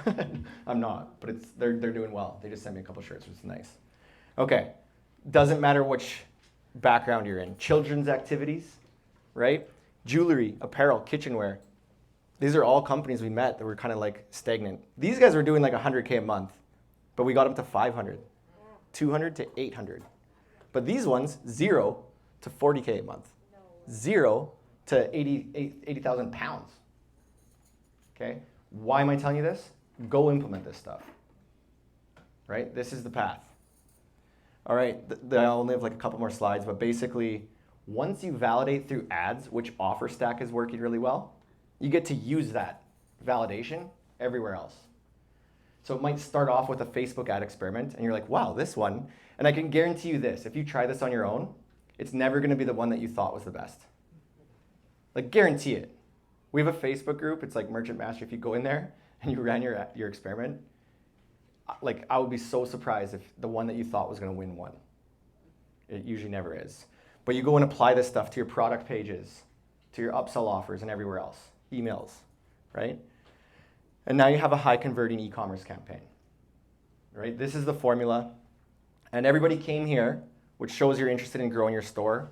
The worst thing that you could do after today is nothing. Who traveled far to get here? How far? I heard someone say an hour. Yeah. Ruth and Matt, hour. Anybody 2 hours to get here? Traffic, 2 hours, Bill? 3 hours, anyone to get here? Right? So you need to go and implement this stuff if you want to have a big impact, right? Things to consider when you're implementing. Who here, their store is their full-time gig? Yeah? Who is it a side hustle right now? Okay?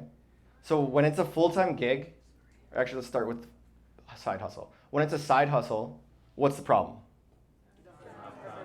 You don't have enough time, right? You're stretched thin. And you're really passionate. Like us as like entrepreneurs, we're really passionate. It's gonna drain your passion real quick if you're trying to fit in all that time. If it's your full-time focus, what's the problem?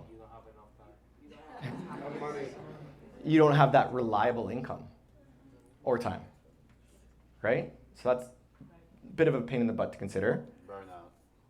And then you need to master multiple superpowers to have a successful store. You need an offer strategy, you need product page optimization, you need ads, you need emails, right? It could take a long time to master those things. I know that, right? And it can be done, not saying it can't be done. Oops. But to master these superpowers, where'd my little audio go? Hello? Well, let's see, we got Simon coming to me. All right, I'll just keep going here. But basically, you need to master these things. And who here is like the best, you're the best you could possibly be at email marketing? Advertising? Product page optimization? Yeah? Okay, and Joomla guy, right? Oh, Is no, that- Joomla kind of just killed themselves. yeah. You're good, right? Optimization, Yeah, so you could do it yourself. It could take a couple years of trial and error. Is anyone experiencing that? Like you're trying to watch YouTube videos and like go through this stuff yourself? It could take a couple years of trial and error. I've seen it be done. Really persistent entrepreneurs will make it happen, right? Or you can hire an agency or an expert. Check. Oh, we got another mic back there? Yes, we do. Right. Here you go, buddy. Yeah. So the other thing that you could do is you could like try and hire an agency or an expert. Has anyone done that? Yeah? How'd that go?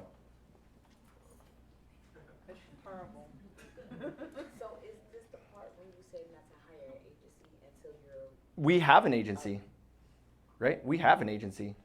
I have an agency. I tell people when you're at an early stage, it's not a good idea to hire an agency. Yeah, because the thing is, when you don't know what you don't know, they can manipulate you.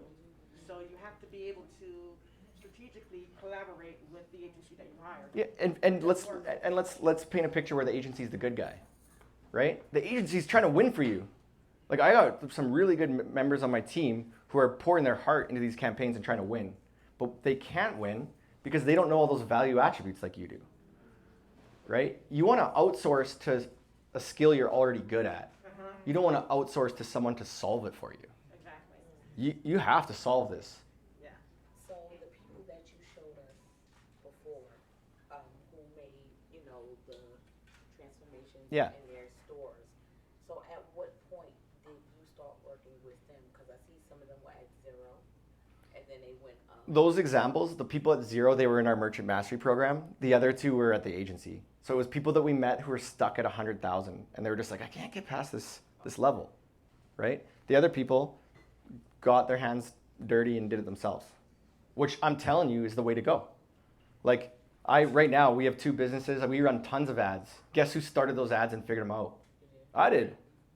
I wanted to hire an agency because I was like, this is gonna be hard. Can you take a step back for a second in terms of the avatar? What's the best process to develop it? And when I say best process, I mean what's the best way to get into the mind of the customer and really come up with something that It's hard, right? So the best thing to do is to talk to them, right? Pop-up shops, like honestly, I would just like approach people and talk to them. That's what I would do. That's what I've always done. I get like organic feedback. But the other things that you could do is you can just cheat, and you can look at the closest competitors that you have that have a big customer base and look for their hyper engaged reviews. And people pour their heart out about what they love about products and what they hate. So you can just do a little bit of data research, right? I was just going to suggest a software for it. It's called Ask the Public. So depending on what you're offering or selling, you go in and you plug in whatever keyword, and it gives you feedback as to what pain points are, what people are asking for, what you're looking for, and it will help you to fill out that customer avatar. What is this? I'm sorry. Answer the public. Yeah, and do some research with the Answer the Public. Like look at Amazon testimonials. And the most important thing is that this is an evolving document. You're gonna start, it's gonna be speculative because your target customer is you. So you're going to document yourself at your first attempt. But you want to start to get real feedback from your customers. And they're going to teach you things you would have never thought about. Is there a way to do it via digital means like the social media platforms, etc.? Absolutely. Like you could do, hey, this is my favorite thing is like an insider strategy, right? Where you have like these customers who bought from you before and you want to develop loyalty, go and talk to them about your next product launch. And just say, hey, everybody, I'm thinking about doing this product launch. You guys are like my most treasured little community. I want to get your feedback along the way. I'm thinking about one of these two designs. What do you think? Then a week later, you'll be like, hey, we went with that design. Now we're thinking about this. And they just keep buying in along the way, giving you feedback along the way, right? So you're getting feedback while building like a really strong community. That was the perfect, pretty good approach if you just think on Kickstarter. Yeah, Kickstarter. Yeah, Kickstarter. Great way. You get a lot of publicity and say, oh, this product line is a Kickstarter, sold 10,000 units already. That's validation right there, right? So this is a really important thing, okay? So hiring an agency is a good idea when it makes sense. When you figured out how to get sales yourself and you need to put your attention onto branding and fulfillment and the vision and hiring a team, then it's good to outsource to a team. We've done that for ourselves, even though we're an agency hiring agencies. It's a good thing to do, right? Because our agency is just e-com. The agency we hired was like B2B, which is what our campaign is, right? All right, so you could do that. And the third thing, which I'm a big fan of, is mentorship. Okay? I myself am in 4 masterminds right now. And not even one of them is going to show me how to reinvent the wheel. They're just going to make me a little bit better at different things that I need to master. All right, so I'm obsessed with mentorship. And it's a good way to streamline, like when in our Merchant Mastery mentorship program, we streamline it with like the 4 key ingredients that you need to get right to launch a first campaign to get sales. It's mastering that positioning in your offer, optimizing your product page, getting your email automation set up, and then running an ad experiment, right? If you could do those 4 things real quick through a mentorship program, or try and reinvent the wheel and figure things out over a long period of time. Okay, so those are the 3 things. With mentorship, we have a mentorship program. Now this isn't going to be for everybody, right? I'm not here trying to do a big sales pitch. I hope everybody here got some value. Did everybody get some value? Yeah. Right? You could go and implement this stuff on your own, right? But if you want to consider mentorship, this is what we do, okay? So we basically have 4 levels that you go advance through. We have a merchant success track that's going to sequentially help you create this campaign in 4 levels, right? From there, you're basically going to get these 4 essential ingredients right, 1 level at a time, where your campaign is going to build upon itself until you launch and generate sales. And this is the key, is we're just going to basically hold your hand and show you how to launch this campaign until it's getting sales, right? And the third thing is you're going to have a dedicated merchant success manager who's going to be by your side to guide you through these levels the whole time, right? We have lots of ingredients in there. There's like training modules, there's group coaching, there's somebody that's dedicated to you. It's been pretty great. Anybody here in Merchant Mastery pretty happy with it? All right, we got a few people. Just Bill, Tamika, and The best. Well, anyway, listen, I know for certain it's not for everybody, right? But if somebody here is like, I'm ready to go to the next level and you want to get committed to this thing, we should have a conversation because we love this stuff and we'd probably get you on the right track. So if you are interested in learning more about how we help Shopify stores with this program, here's a QR code. It would take you to a page to just book a call. It's a 15-minute call with our marketing team members, Megan or Sarah. They'll basically just say, where are you at? They want to get to know what kind of strategies you've been trying. They'll give you like a little walkthrough of how everything works. And if it works out, we can see you on some coaching calls where I will be. All right, everybody, I think that's my last slide. So thank you so much. I'll be around for questions after, but thank you. Thank you. Hey guys, thank you so much. So a couple things I forgot to announce at the very beginning was that there is a photographer here taking photos. So just You're welcome. are Yeah, aware, thank you. I apologize, Yeah, thanks. just trying to find a picture earlier, You bet. I forgot to mention that. Also, I just wanted to let you know that if you do take any pictures, can you back to that slide. Hi. Looking for some water.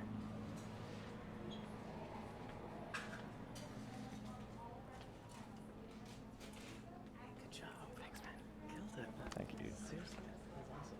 Okay, this is an amazing event. I was telling Simon that I was just at an event in Seattle. They were planning for 10 months. There was like these sponsors, and it was like half the turnout of this. Yeah, this is a good turnout. You guys like pump them out. I mean, with like, and it's way better. Is this you? Is this you up there? Yeah. Yeah, okay.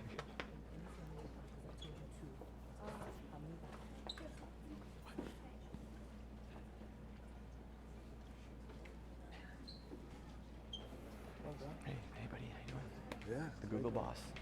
Great work.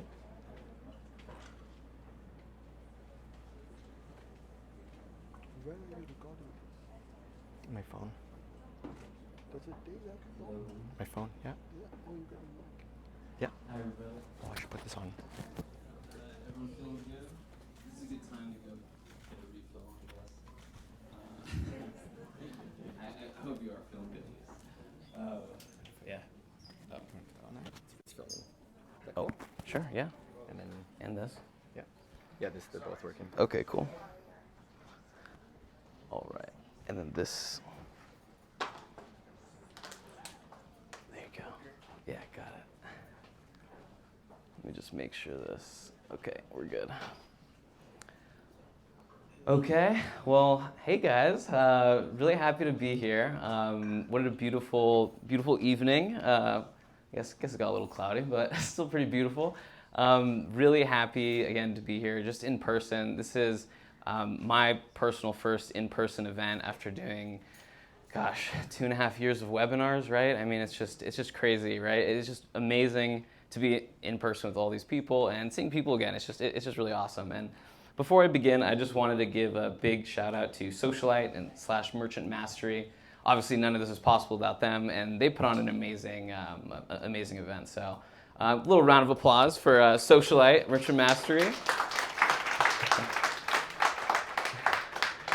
And again, this is one of my first in-person events, so I'm used to just doing the camera. So forgive me for any pauses or ums, getting the jitters out of the way. But I'm here to talk to you guys about something that I'm extraordinarily passionate about in e-commerce marketing.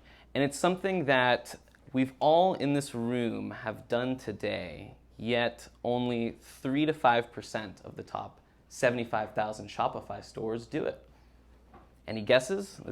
This might be able to give you a good guess. Or SMS and smart responses. Yeah, exactly. SMS marketing. That's right. What is SMS marketing? And I guess quickly right before that, my name is Nick Romaya. I'm the head of partnerships over at Recart. And Recart is a top 10 most installed Shopify app. We have over 157,000 installs.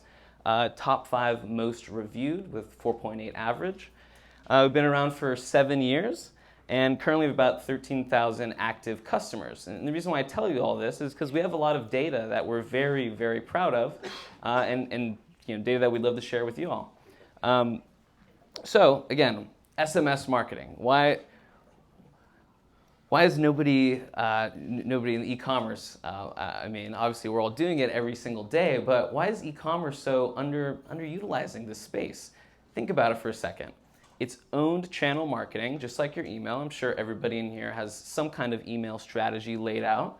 It's not like those emails go away after they subscribe, right? I mean, they have to unsubscribe, sure, but that's your list. This is an asset, and you keep re-engaging, and I'm sure you all are very happy with how email performs. It's kind of like a backbone of marketing. I'm not saying take away email. I'm saying add another owned channel, one that is more, 2020s related, 2022 related. That is SMS marketing. 90% open rates. You send out 1,000 emails, you're going to get 50 to 100 opens. You send out 1,000 text messages, you're going to get 900 opens. Law of large numbers, you're going to get more sales. That's just how it works. If you also think the average consumer gets 350 notifications a day, just absolutely crazy. This goes up and up and up, by the way, every single year as we add more channels like TikTok or what have you, friends and family texting you, calling you. It's almost like never ending, the barrage that we face on a daily basis. News channels pinging you. But I get a text message, and I think we all pretty much open that, or at least check that, because we associate that with our friends and family, right? I got a text, my friend or family is messaging me. And this is why it's so important to start this channel. This is, as email, an owned asset that stays with you long beyond, like a Facebook click, for example. You don't keep the Facebook click, right? You keep this phone number, and then you can retarget and re-engage and message that customer in 90% open rates for as long as you wish, of course, until they opt out. But just really ingrain in your mind that this is a channel that people are not ignoring, because we all use it every single day. So why not create that one-to-one communication between you and that business? And I know a lot of the hesitation is, oh, this could be a little spammy. Well, it's consensual. It's not like there's a gun to the customer's head saying you have to sign up for our SMS list, right? They want to hear from you. They sign up, they read the terms and conditions, they opt in just like they do already with your email. And it's actually a very easy kind of like slap-on fix. Just do an email pop-up as you already do. And I know Scott was talking a little bit about the offers that you can do. It doesn't have to be just an offer. Join our VIP club, hard percentage discount off, hard dollar figure off. There's a lot of different ways you can dangle that carrot. Then once they put in their email, you press continue, and then once they press continue, you still keep the email. Then you can add in, they can add in their phone number. Try to think of maybe another way to get them to add that phone number, an additional incentive. Regardless, if there's one thing I want each and every one of you to take away is to at least start it, because this is not going away anytime soon. I mean, people being born in this day and age, like growing up learning English on iPads or on their smartphones, it's crazy. And I'm sure we all know how to do the smartphone walk, right? We're getting more and more used to these devices every single day. And actually, another funny thing I like to bring up, 2009, a Time magazine article said, "Who's going to stop the phone giant?" And they were talking about Nokia. Think about that. Isn't that crazy? The iPhone, relatively is pretty new, right? I guess in the history of humanity. And we're still getting used to it. So our jobs as marketers is to get eyeballs on our brands, right? What are we all doing here if we're not eager and looking for that? So think about that. Just think about how often you use your Messages app, which is pre-installed on your phone. And think about if you can message your customers that way. You're going to get eyeballs, and that's going to lead to sales, just like Facebook ads, just like emails. So again, just wanted to go side by side, and this is kind of like what it would look like. This is like an abandoned cart, for example, but again, it's a 90% open rates. And again, I'm not saying don't do email. Email is, again, the backbone of marketing. Just consider other channels that are owned marketing. The timing is great. Again, only 3 to 5% of the top 75,000 Shopify stores use this. It's ridiculous. Yet, on average, us at Recart see a minimum of 8x return on investment. And the average is around like 38, 39, if I'm being honest with you guys. So we actually guarantee 8x, or we refund you. 700% isn't good enough. It has to be 800%. So think about that also. That's how confident we are. And the timing is great. Get started now. I don't want to say it becomes too saturated, but this is kind of like Facebook ads or in like 2012 or something like that. It's like we're just getting started. We're just seeing the tip of the iceberg here for this channel. Like, seriously. So another important thing to notice, this is owned channel marketing. This is re-engagement. This is not top of the funnel. So it's very important to have a cohesive marketing strategy, obviously. This is for people that are coming to your website and then you want to keep re-engaging them, right? Working smarter, not harder. So obviously, keep running Facebook ads, keep innovating, keep thinking of ways to get customers in your doorstep, your e-commerce doorstep. But again, work smarter, not harder. Those people that are coming to your site, re-engage them. And definitely test your pop-ups. It's very, very important. We all know compounding interest, and I guess we should say like inflation is just crazy these days, right? It's just insane. Same thing works with the pop-ups. Marginally a percentage up in your click-through conversions through your pop-ups, as you can see, just drives so much more revenue. Test offers, test different graphics, test different language. Try it. You won't know until you try. And try to find out what your customer truly likes, what bites, and what gets them to subscribe to you. As you can see, this is the difference just between a 3% visitor subscribe rate and a 10% visitor subscribe rate. We, by the way, always hit around that 10% mark with some of our graphics. Here's an example. So if you have a pop-up like this, kind of like that two-step right next to each other, we've seen these ones do it's not horrible, right? But there's definitely ways to do it, again, just by switching that graphic, making something a little bit bigger, having a better offer. Seriously, like just these small changes go so long for your business. And start today because compounding, right? It's just going to get better and better and better and better. So I did want to open it up for questions, but this is again one of the offers that we have. We're really proud sponsors of Socialite and Merchant Mastery. They're fantastic partners. Thank you guys so much. Seriously, we're looking forward to doing this with you again and other events. And this is in partnership with Socialite and Merchant Mastery, a very exclusive offer that we have for everybody in this room. It's a 40-day free trial. Done for you service. We will actually do all of the SMS marketing for you. You have so many things to do as business owners in marketing alone, right? Email, Facebook ads. I mean, it's never ending. Not to think about the innovation that you have to constantly do. And you're at the top of the mountain, and there's a lot to do. That's just in marketing. We haven't even talking about overhead, product innovation. I mean, it's dizzying. So let us focus on SMS marketing for you. Do that right. We'll guarantee you'll at least make 800%. And you have a 40-day free trial as well. So that's I'll open up for questions. Do you basically do the same thing that OmniSend does? OmniSend is more of like a big commerce focused platform, but they also do SMS marketing and email marketing. So how do you differentiate between what you do and OmniSend? Yeah, great question. The question is, how do you differentiate between, for example, she said OmniSend, but there's plenty of other platforms. I'm not gonna lie. Actually, my girlfriend works for another one. We have SMS Pillow Talk, if you will. And honestly, I see the same numbers with her. It is just an amazing space. So if you're in it, great. Certain platforms are more geared towards other things. Like OmniSend is an email platform, and they slapped on SMS. And again, they're more internationally focused. We are mobile messaging to the core, Shopify. We are doing Apple Business Chat, which is like iMessage, SMS messaging. That's going to come in the future. And we just want to be basically the kingpins of mobile messaging in Shopify. So we're only focused on that. So you don't do email, you just do... Just SMS marketing. Mm-hmm. Question. Mm-hmm. So if you already have a long list of phone numbers that you keep on different phones that you had before, like can you message those numbers?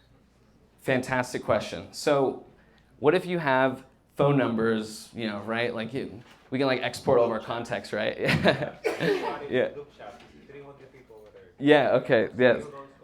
This is an excellent question. It's very important. And notice again, I mean, you can see the legal jargon here. Here it is here. This is there for a reason. It is owned channel marketing, but at the end of the day, we're going through AT&T, Verizon, what have you. They require this. So also, but by the way, if anyone has like alcohol-related products or cannabis-related products, 21 and up, unfortunately, you cannot do SMS marketing on that. Really tough, but because it goes through these telecom carriers. But they require you to have this legal jargon there, so you can have that opt-in. So if you don't have something like this on your opt-in, you actually cannot message those numbers. That is a fine in their eyes because that's not consensual. It's not like email where you can kind of just buy a giant list online and then. Not saying you should do that. Don't do that. But you can buy a giant list and then email them with. Let's see what happens, right? You cannot do that with SMS marketing. You cannot just text a bunch of numbers. It's a big compliance issue. People. If they call you before?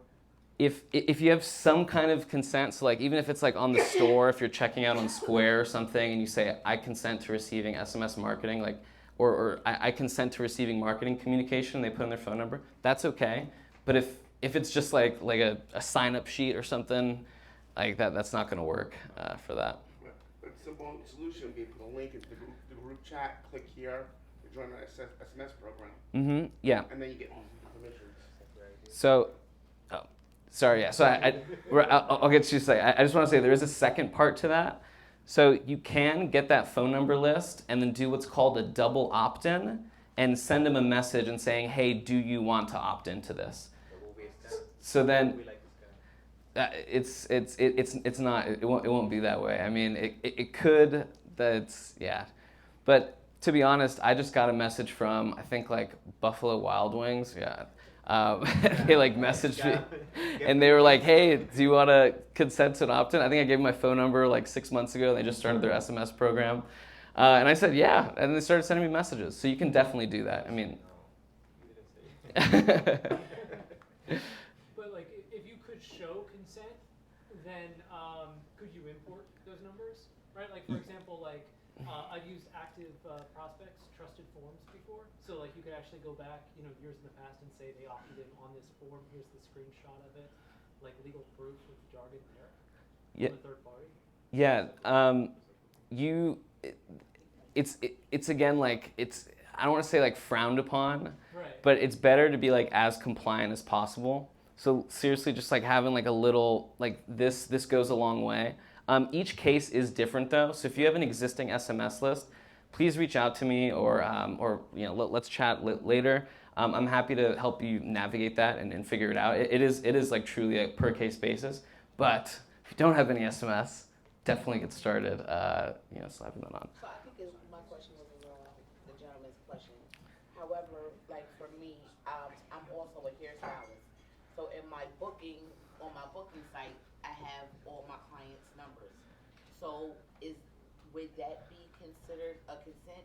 Because when they get their when they make their appointments, they get a text message, giving them the information, sending them reminders. So would I be able to SMS my clients that are in the book already? So another great question. Notifications and marketing is different. Notifications, I get my ZocDoc, like Chase notifications, same thing. And that also, by the way, it just shows how like common SMS is becoming more and more these days. We're transacting it. It's not what spam. It's an everyday thing. So with that being said, it's very specific that you have to like get that marketing confirmation because it is different from notifications. But again, we can do that double opt-in and say, hey, you're a customer. Would you also like to receive marketing communication? They literally just have to say like why or yes, or there's a bunch of different ways that we can trigger that opt-in. Also, conversely, there's a bunch of different ways we can trigger the opt-out. So curse words will automatically opt you out, for example. Which is it's kind of fun. It doesn't just have to be stop. So question another. So even if there is already somewhere on the site where I can message them because there is something there already in the site for email marketing and for text marketing, for SMS marketing. Perfect. Then that's great. Then you're definitely compliant. Again, it is a per case basis. I don't want to like give legal advice just on like please come up. We can exchange contact information and then I can figure out the best way to do it. But there are tons of ways you can do it. The best thing I could say right now is just have that secondary opt-in. A lot of the providers you guys already use do pop-ups. We do pop-ups as well. So slap that on. Start collecting phone numbers. This channel is not going to go away. It's not. It's going to get stronger and stronger and stronger. So I have a link tree, Mm-hmm. and then there's a space where you can like put all your information in. If they put their name and phone number in, I still have to ask them if I can SMS them. Yes. Yeah, because it's marketing communication. Yeah. Mm-hmm. Could you repeat what you said? I didn't hear. What was the question? She has a link tree and she has a place where people can input their information, like email and SMS. But if there's not something specifically saying I opt in or consent to marketing communication, then yeah. Sorry, I'll go there first. What's the process to integrate it into my store? Like I remember trying one of these apps and I had to put a code into a page and then I got all confused. Yeah. So I never completed it. How would I do that? Great question. So the question is how can I add this on? Let's be honest. Doing technology or adding new technology sucks. No one wants to do that. No one wants to learn it. We're all the same here. We're all human. That's why we also offer the do-it-for-you service. But at least with Recart, all you have to do is find us on the Shopify store. Again, we're a top 10 app. It should be very easy to find us. If you install it, and we have some communication here, some connection here, then we'll be able to activate this exclusive deal. This is a deal that you won't find on the website or on the Shopify App Store at all. So you will have to have some kind of quote-unquote in, I guess. You can just message me, or we can have some specific sign-up. But besides that, you will automatically get started on a 14-day trial. We'll extend that to 40 days. Then we'll have a 30-minute conversation with you asking you about your business. How do you talk to your customers? What offers do you do? We will set these pop-ups up, A/B test them, and then press go. We'll collect phone numbers, and then over the course of the next 40 days, we'll then start doing abandoned cart sequences, campaigns. Again, all done for you. We'll just kind of write it all out and then actually give you the copy and show it to you. You just have to approve it. Let's just say at the beginning of this month, we had Mother's Day, Cinco de Mayo, Memorial Day coming up. So we'd come to you at the beginning of the month and saying, hey, these are some of the holidays that we recommend sending campaigns out. Would you like to send campaigns to your new 30, 40 subscribers that you got in the last week since you started working with us? And then we start sending campaigns, and then the snowball starts to go down the hill. But that's kind of how the process works. It's not set it and forget it marketing. We do need some communication with you, but we try to make it as little as possible because, again, no one wants to do this. So let us focus on it. So you can focus on other parts of marketing. There's so many things to do. I was just going to say that because I use OmniSend, but if there's a second question where do you want to put your phone number in? Mm-hmm. And I was really surprised then the amount of customers that I actually get their phone numbers. Yeah. So it's pretty easy. Mm-hmm. It's super. Yeah. It's just like your email. Yeah. Yeah. It was. I thought they wouldn't want to give it up, but they did. Mm-hmm. So. Yep. Yes. Great question. So after the trial period, it is kind of like prepaying your phone. So every text message is about a penny. So it's volume based. It grows with your store almost. You send out, 1,000 texts. That's what, $10, something like that. And then that basically grows with your store. We have 3-month minimum contracts. There's no platform fee. So it's very easy, it's flexible, it's super easy to get started. This isn't it's not like Netflix, right? If Netflix was like, hey, we're $40 today, I'm sure some of us would be like, okay, this is not what I signed up for. This is literally what you put in is what you get out. It's kind of like prepaying a phone. And that is included in our penny percent price point. So if you send images, it's higher, right? Yes, so that's called MMS sending, and that's 3 cents, as opposed to 1 penny. But you prepay, and then any unused credits will roll over. Mm-hmm. Yeah. So would you suggest targeting your existing email list? Because I have a number of subscribers who I only recently started offering SMS. So how would you email them? Yeah, definitely. And to get them to opt in? Mm-hmm. We can send email campaigns, and you can work with your client success manager over here, and we can send out something like join our VIP list. Right. We have exclusive drops via SMS. Creating that artificial scarcity to get them to join. For some kind of incentive. Mm-hmm. Exactly. Just wanted to make sure. So you're running post-purchase campaigns, abandoned cart? Correct. The same campaigns that are run in email. Exactly. Right. Just on a much higher open rate channel. Right. Mm-hmm. And email, keep that strong, keep it content oriented, but sales, trust me, SMS the way.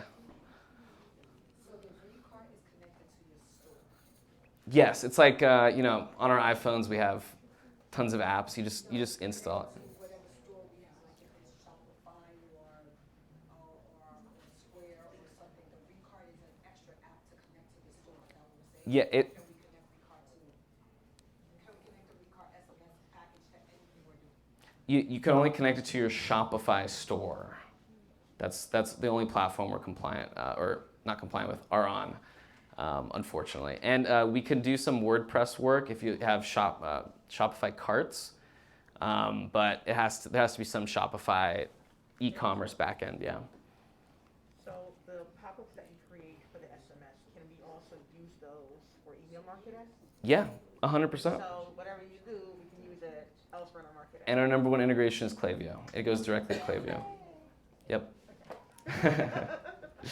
No, it's seriously like, it's meant to be like a very smooth ramp to trying it. You know, it's, yeah. Good question. So this is kind of what I'll say again with the OmniSend answer. These companies nothing against them, they're great companies. I'm not going to say also check them out, but it works, the space works. The medium is the winner. Then it comes down to the certain companies. So we are entirely focused on SMS. This is literally all we do. We eat, breathe, sleep it. Klaviyo was an email company, and they launched SMS in 2017. And yeah, they're just not as focused as we are in that regard.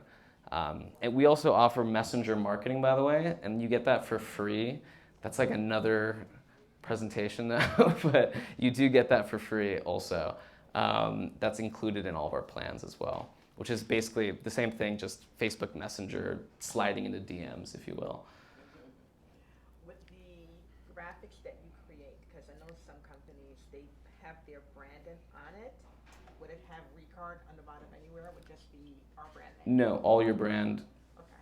You would not see anything but our logo. Mm-hmm. Okay. Yeah. When you're creating a pop-up for a brand, you're using our creative? Yes.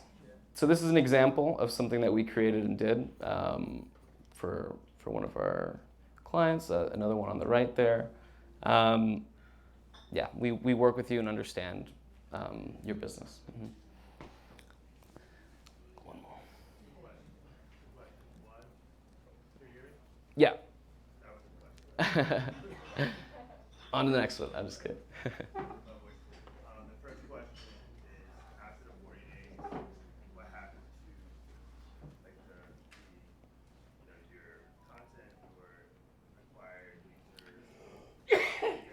This is a marriage. We keep it going.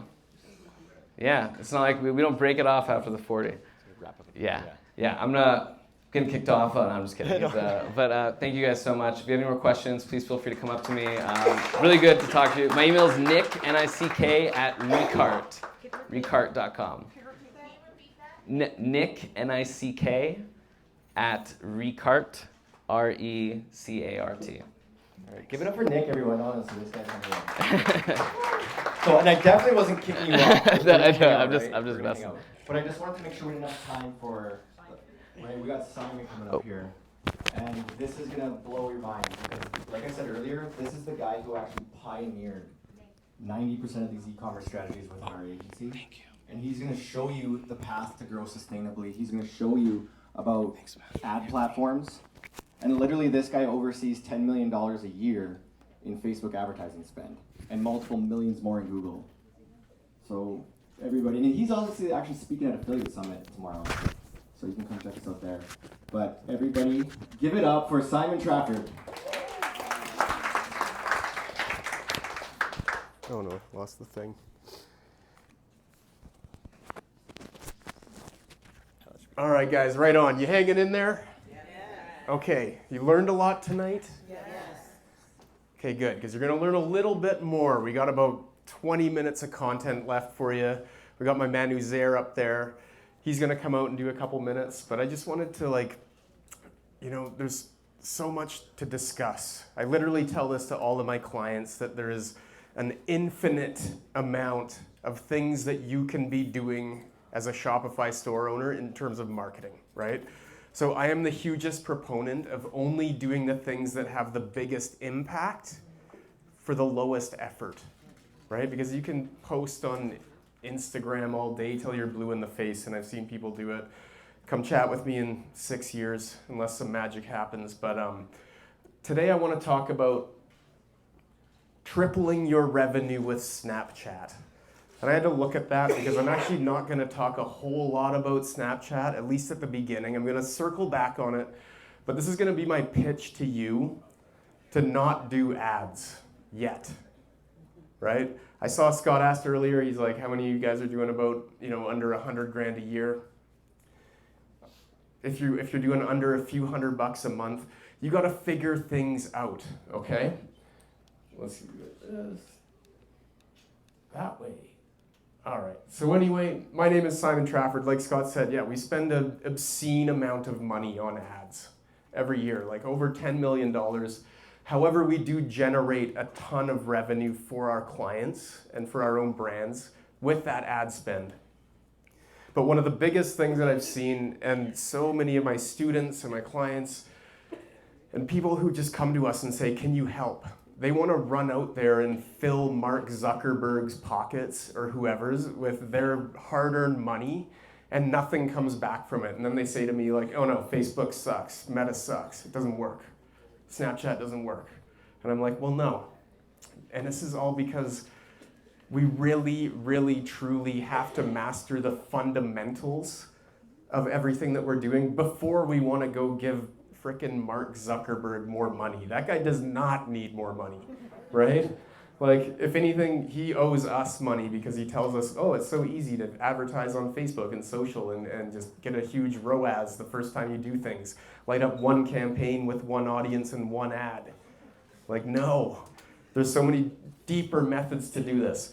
And at the end of the day, I'm just going to give you a bit of the thesis right now, and then we're going to go right back to square one, is that there's this thing called the halo effect. Okay, so everything you do, once you nail it, becomes incredibly easy. And I know as entrepreneurs, you want to make things hard for yourself. You want to be like, what's the next crazy hard thing I can do? And if I can tackle that, then what's the next one after that? When you master the fundamentals, the marketing becomes easy. Like the advertising becomes easy. These platforms have massive algorithms and brains that figure things out. And if you have your fundamentals dialed, it just turns into an ATM for free. It just pumps money out. Okay? So let's start right back at validating your proof of concept, your proof of your product, that people have to know. You have to know that people want to buy your product, and and you have to know that they want to buy it again and again and again. Okay? Can you sell it to people that aren't your family? Right? This is the seed that you have. This is everything. You plant that little seed, and not only do people have to want to be searching it out and buying it from you, but it has to exceed their expectations and impress them. Okay? It's the first step in product market fit. So this is before we even try marketing, right? I'm going to get to some more technical ad stuff. I'm going to show you Snapchat backend, and I'm going to show you how easy it is once this stuff is dialed in, okay? If you have, a lot of people out there resell or have products like coffee, for example. Everybody knows that everybody loves coffee and wants to drink it. So it's not a matter of like, is this a new product that people want to buy? Everybody wants to buy coffee. At that stage, that's about differentiation. Why do they want to buy coffee from you, right? And that's a really difficult question to answer. And you have to figure that out yourself. And of course, like we go back to TBIF, answering those questions, figuring out the angles that resonate, right? But what we're really trying to do is validate. And if you don't have that, if you don't have people climbing over one another, you're not going to be able to light up ads and be profitable. It's just not going to happen. All right? So one of the things that I always tell my clients and people that come to us is like, the most misused and the most underused piece of technology that we have today. Any guesses?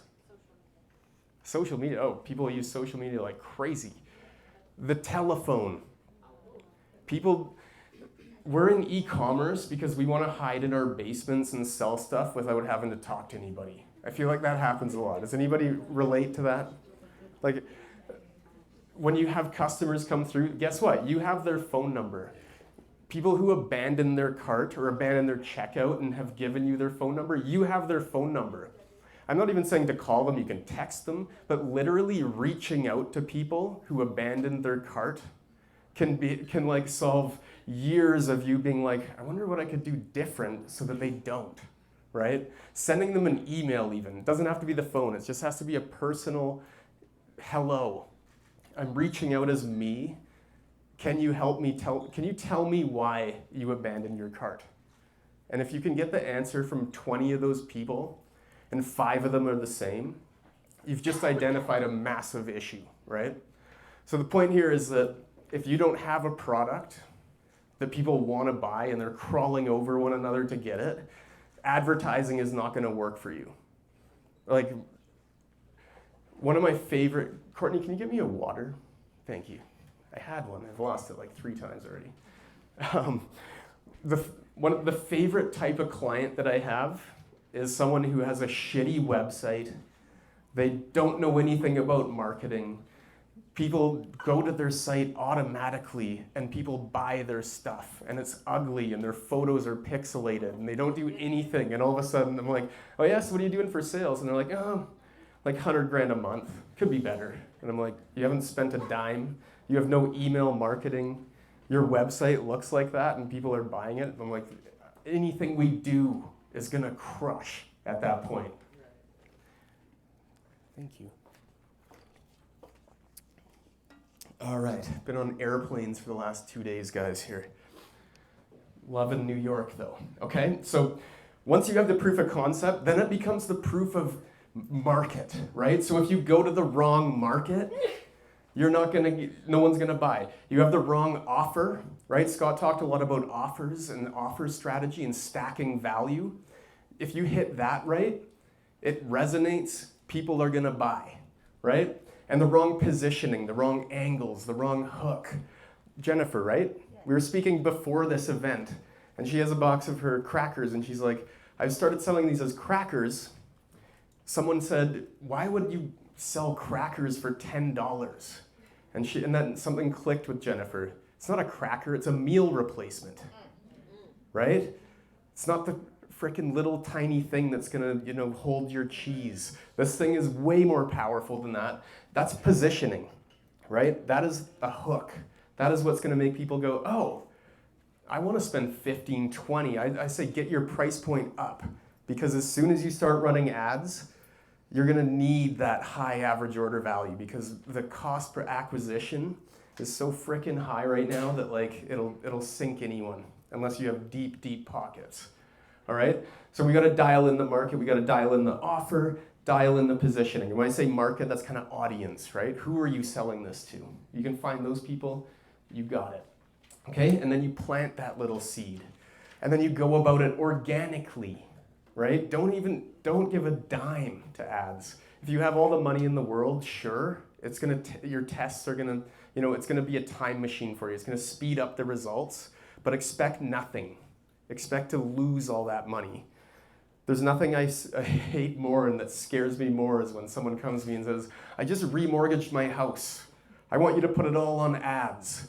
I'm like, that's like putting it all on green when there's only red and black on the board, right? Like, you're gonna lose it all. So let's talk about the foundations and the tree of life, okay? What we want to build here before we start spending on ads, Facebook, Snapchat, Pinterest, TikTok, we spend on all of those, and they're all profitable, but they don't all start profitable, right? You need to have this system in place that's going to make sure you're maximizing the value of the money that you're putting into it, right? Because once you start advertising and you start getting a return on those ads, you start looking at money in a bit of a different light, okay? You start looking at it more like it's a natural resource. Like, I need this wood to build this furniture because I know people are gonna buy that furniture.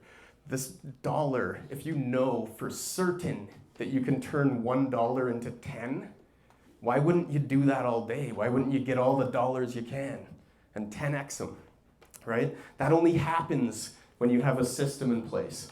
And that system begins with product market fit. That's the roots. You don't have that, you have nothing. okay? Next thing you need is like the platform. So you have your positioning, you have your product market fit. Now you need a place to sell it, like Shopify, like any e-commerce platform really. As long as you know that you can get people through there, the experience they have leads them to a purchase. You've dialed in, you're optimized, you have all the social proof, you have all the TBIF in the world, right? This can happen organically as well. You don't need to pay to get purchases. SEO is a long game, but you can, I'm a big fan of hitting the street, pounding the pavement. Hit up those Facebook groups that have your audience in them, right? Hit up those subreddits. There's millions of subreddits for you guys, if you're not on Reddit, that's the best place to do product research, right? It's the best place to reach a massive group of people that are hyper interested in what you're doing. There's a subreddit for that, I guarantee it. Like, get weird with me, name something weird, and I'll be like, yeah, there's a subreddit for that. There's 28,000 people in there talking about it every day. It's insane, okay? So you need that foundation. You need to be able to sell through a platform that's amazing. This is then when you get to the point where you're like, now I really need to light this up because I know who's gonna buy, I know what I have sells, I know I can sell it at scale. Now I need a predictable acquisition channel. Oftentimes we start with Facebook or Meta, Facebook, Instagram. A lot of people, you can start with Google if it's a very searchable product that you have or you have a large catalog and people are searching for kind of stuff like that. You can start with influencers here, as long as you find one channel and master it, okay? The reason I called this whole talk Triple Your Revenue with Snapchat is not because literally I'm gonna show you hacks on Snapchat to triple your revenue. I'm gonna show you how to open up new channels, and in doing so, will triple your revenue, but you have to have the fundamentals dialed first. And I don't recommend starting with Snapchat. I recommend starting with like a Google or a Facebook, because these are sophisticated platforms that are very scalable and you can manipulate it in the ways you need. When you know the strategies, you can actually make it work for you and you can make it very consistent. Once you can do that, down, then you can start adding channels, okay? So once you are crushing it on Meta, you're getting like a 3 ROAS or whatever you need to be profitable. Without a doubt, I could take what you have, put it on Snapchat, put it on Pinterest, put it on TikTok with a little bit of tweaks in content, and duplicate those results, but probably better, right? So the point is you have to dial in the bottom before you can get the top. And then all of a sudden you have this tree that's multiple pistons firing. I'm sorry if I'm mixing metaphors, but you're hitting it from all angles. And what happens then too is once you get into Snapchat and these other platforms is that CPM, so cost per impression, cost per 1,000 impressions, goes way down. And I mentioned to you before about the halo effect. All of a sudden, all those people who saw you on Snapchat, when they hit up Instagram, they're being retargeted. They see you on Pinterest, they're being retargeted on Snapchat. They Google you, you're hitting them on every angle. You're a heat-seeking missile to them. So the whole becomes greater than the sum of its parts, right? All of a sudden, you're everywhere for them, and they are interested. So eventually, they will either buy or they will die. All right, so we kind of break, and just to give you some context here of how we break down, not only our clients, but our students as well, is that we wouldn't take on a crawler as a client, just because, back in the day I probably would, and they'd be like, hey, yeah, like I said, hey, I remortgaged my house, can you take me to the moon? And I'd be like, I'm gonna try, and I'd probably fail.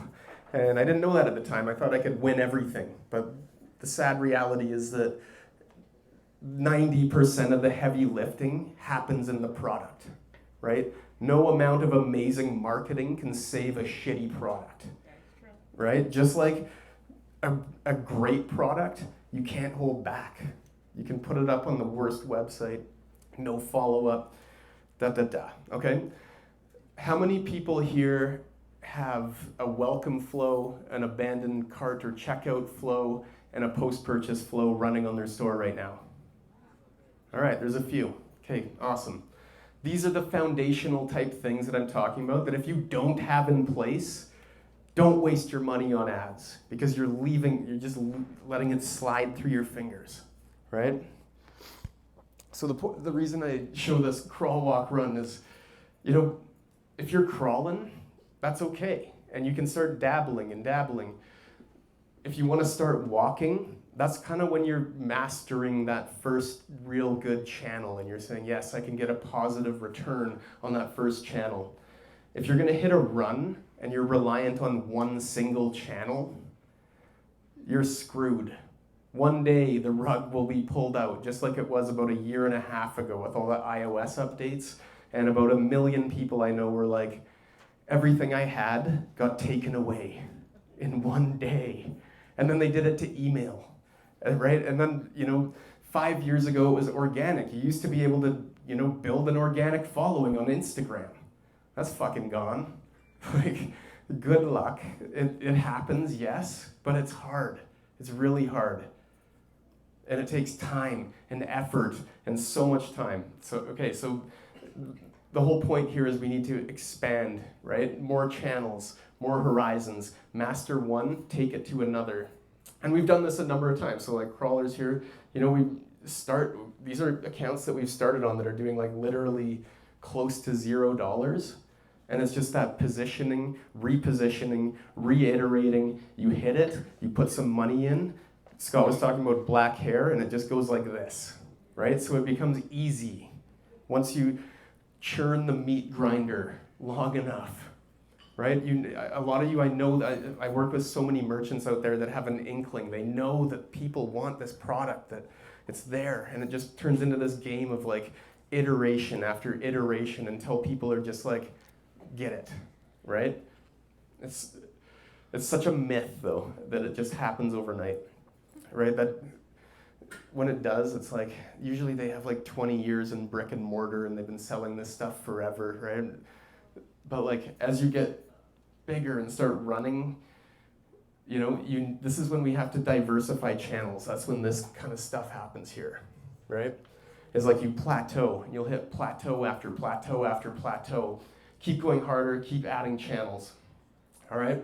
So just to review, and then we'll talk Snapchat quick, and then we'll be out of here. Maybe some time for networking. Uzair, he's coming up. Yeah, no doubt. We'll take questions at the end, all right? Okay, so banging through this stuff. Core pillar, product market fit. You guys know this. That's all we talk. We talk about this so much. It's so insane. Like I said, it's 90%. Core pillar 2, having that platform that people can purchase off where it gives every single tidbit of information they possibly might wonder about and more, right? Dialing in that experience, that engagement. Email marketing, SMS marketing. We use Recart on almost every single account we work on. If you're not following up with your clients or your customers or your potential customers, the people that have given you their email address, their SMS, you are leaving it all on the table. 40% of our revenue for our clients comes from email and SMS. Like almost average nowadays, which is insane, right?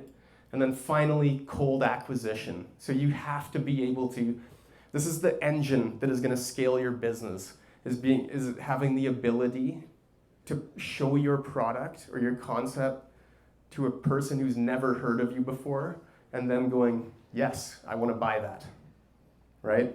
And you do that by stacking those value attributes. And then finally, let's go. Open it up. Spread your leaves. Okay, cool. Are you ready? Who here needs to hit up a new platform right away, a new channel? Yeah?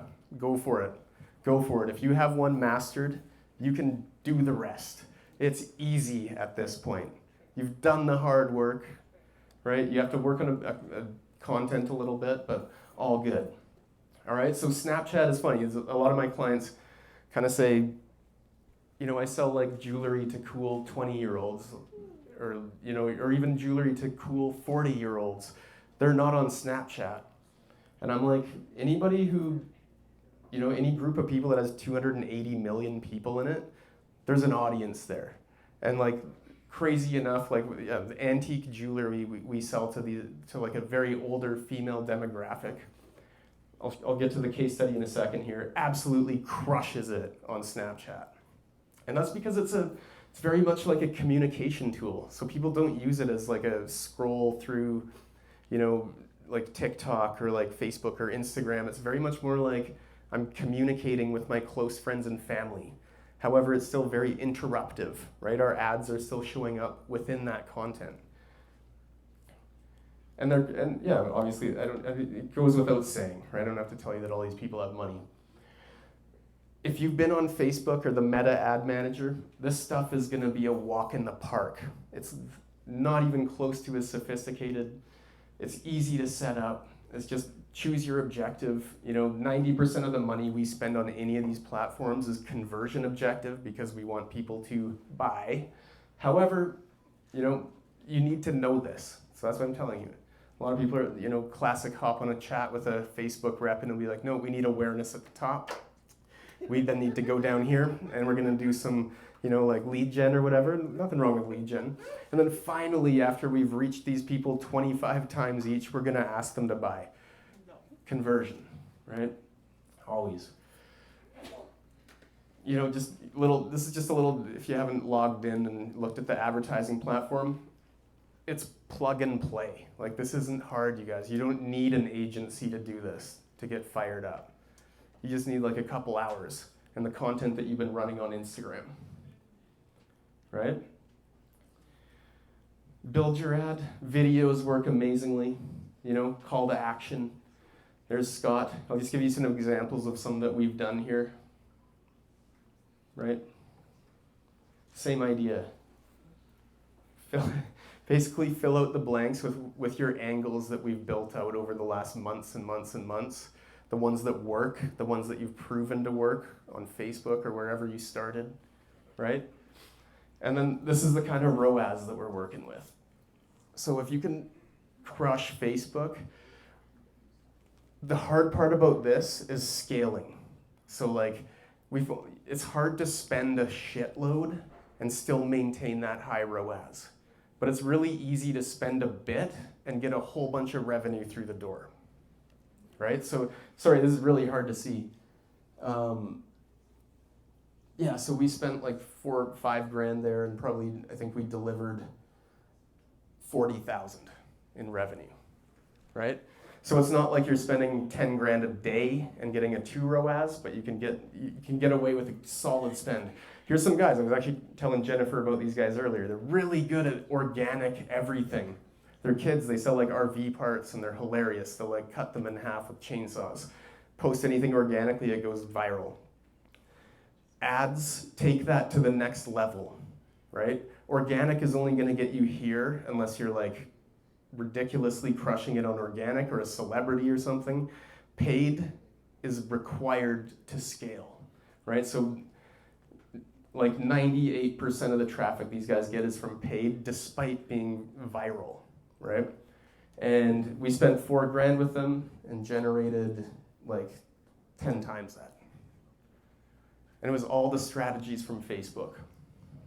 Okay, so here's same thing with this jewelry. You're able to get away with a bigger spend here, 16 grand, and I think it was a 36 ROAS. So 16,000 times 36 is what returned on this antique jewelry, right? For older women are buying this stuff. Cool. It's similar. If you can dial one channel, you can move it to the next. I'm getting real low on time here, guys, but that's all good. You're going to get a lower click-through rate. You're going to get lower engagement probably. But what you will do is get a lower CPM. So you spend less to reach more people. And the reason for that is they're more immature platforms, right? Meta has had the ability to like just get so complex and so convoluted and drive those CPMs up. These guys are like, no, we're gonna show your ads to everybody for very cheap. And the algorithm's gonna figure it out, right? There's pixels being used. It's all the same concepts. Lookalike audiences, retargeting. It's all the same concepts you're so familiar with. So at the end of the day, guys, if you are on any other paid platform, if you've done everything that I talked about tonight, that Scott's talked about tonight, that Nick's talked about tonight, you start spending on any platform and you see success, first of all, maximize that success. Second of all, diversify into other platforms. Pinterest is the same. TikTok is the same. Just work the content a little different. That's all for me tonight, guys. We got one more speaker for you. Courtney's going to do some announcements. All right, thank you, Simon. All right, so yes, we have one more presenter, Uzair, who is the Google Master. So Simon was just talking about like moving on to other advertising platforms, so you don't want to miss this presentation. But also at the end of all of our presenters, we do have a little giveaway. So please stay tuned and just stick with us for almost the end of the evening. Cool. Thank you.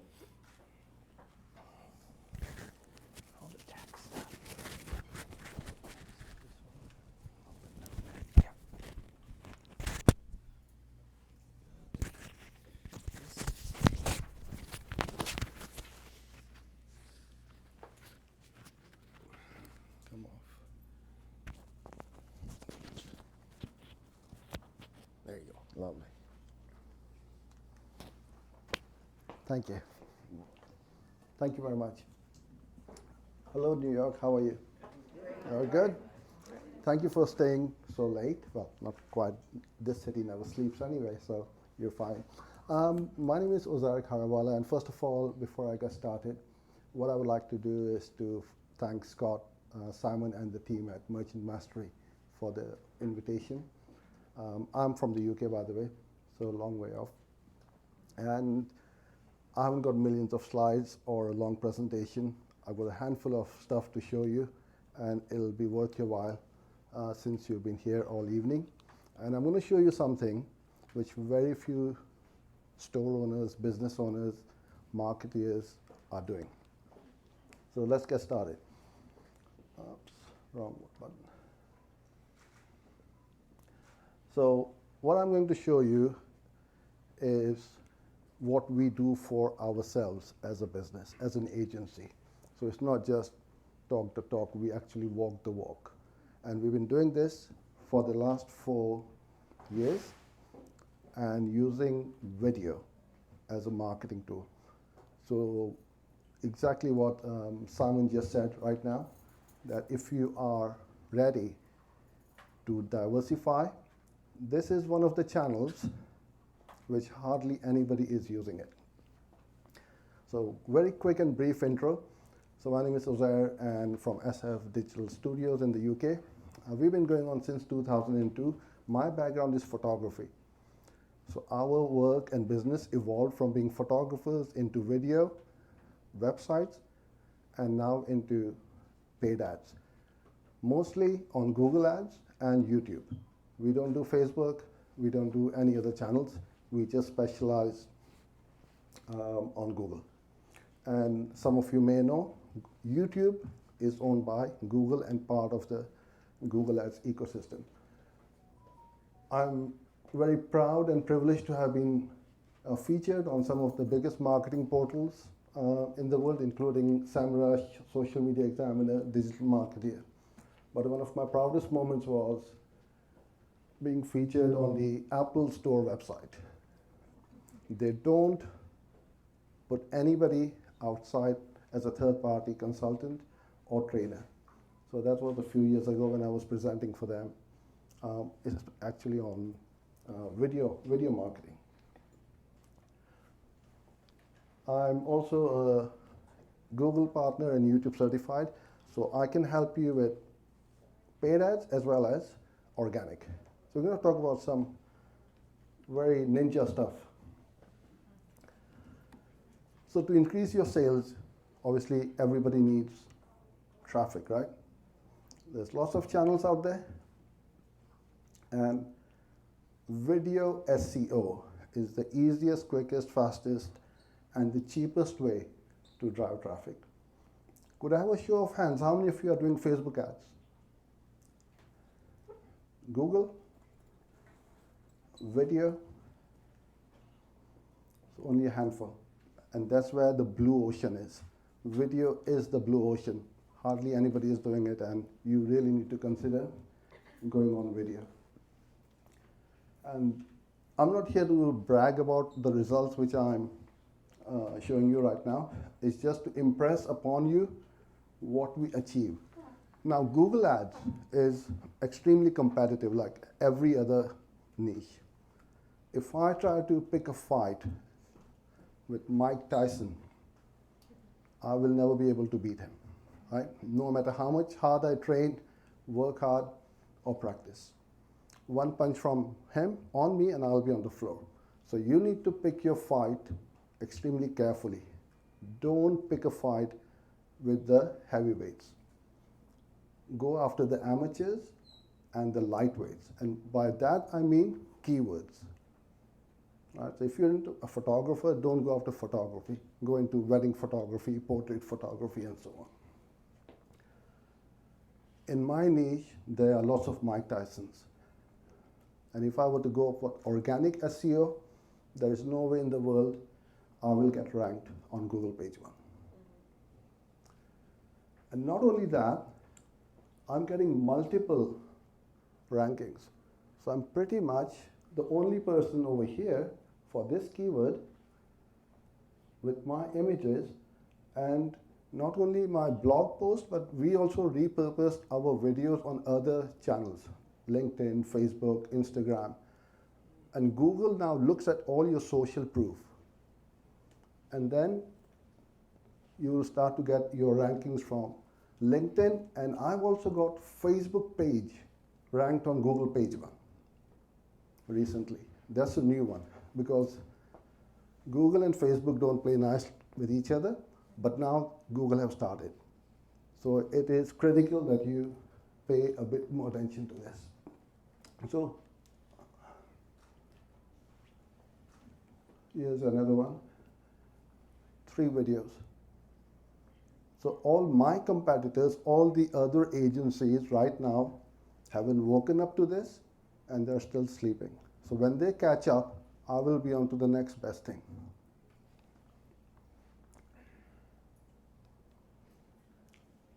Loads and loads of different videos getting ranked on Google. So just a couple of things, the do's and don'ts. Don't try to keep on selling. You got to give value in advance, first of all. And what Scott talked about, the customer value journey, value in advance, build up that trust. And that's what I'm doing.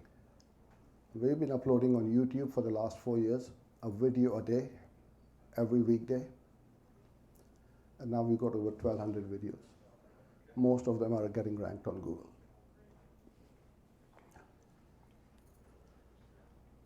You've got to be consistent and don't expect miracles, just like going to the gym. You go to the gym once a month.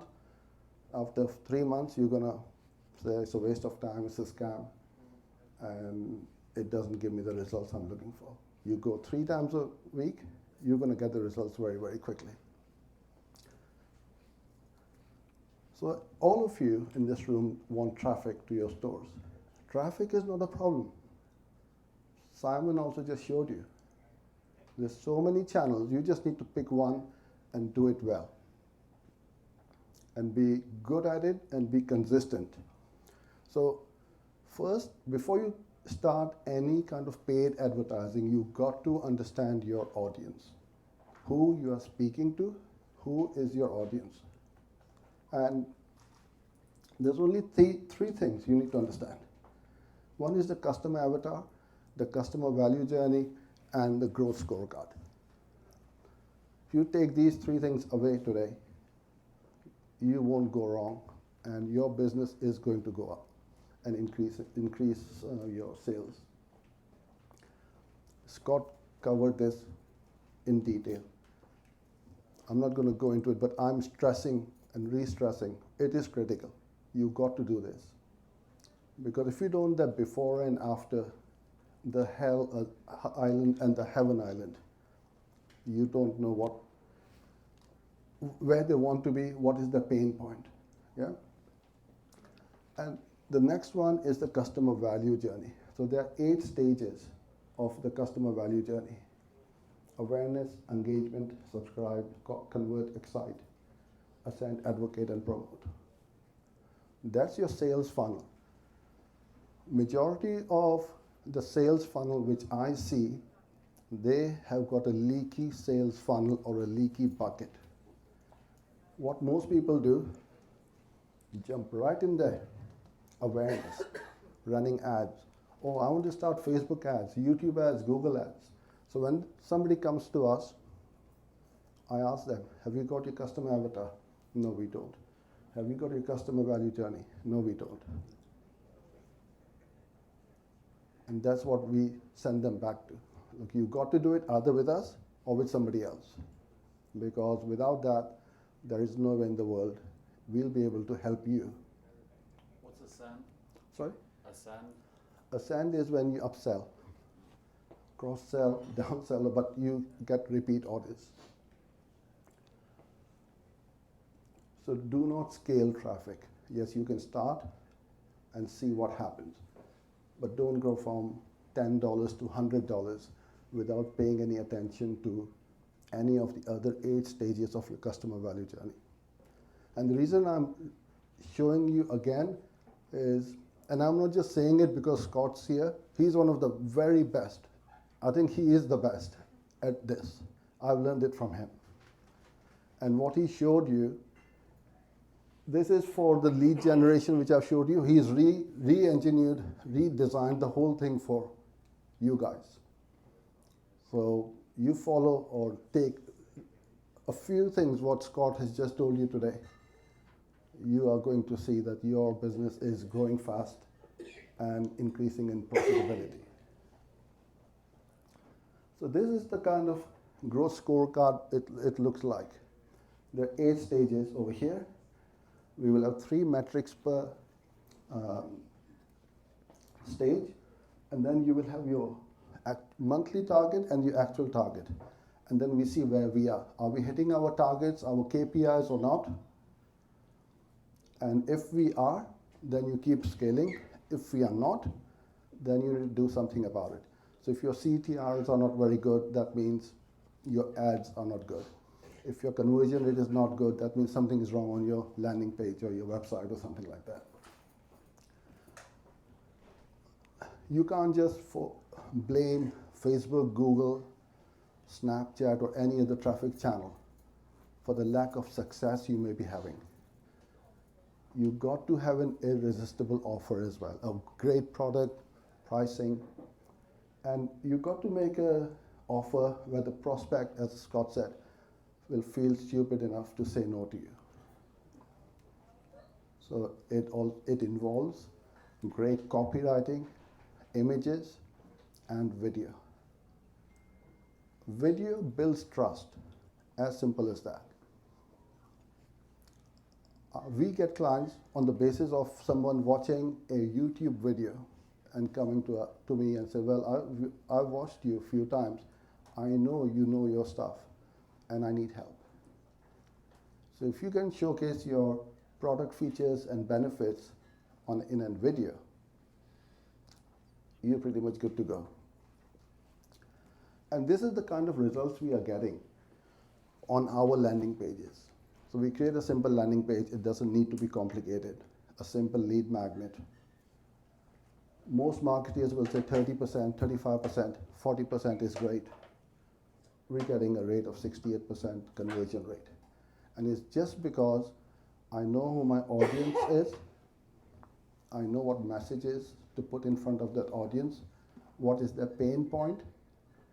And when they do come here, they convert. So I don't need to keep on spending more money because that's not the right way to scale your business. To scale your business more profitably, you need to increase your conversion rate without having to pay extra to Google or Facebook. Here's another page. It's very simple and straightforward. It's again a lead magnet.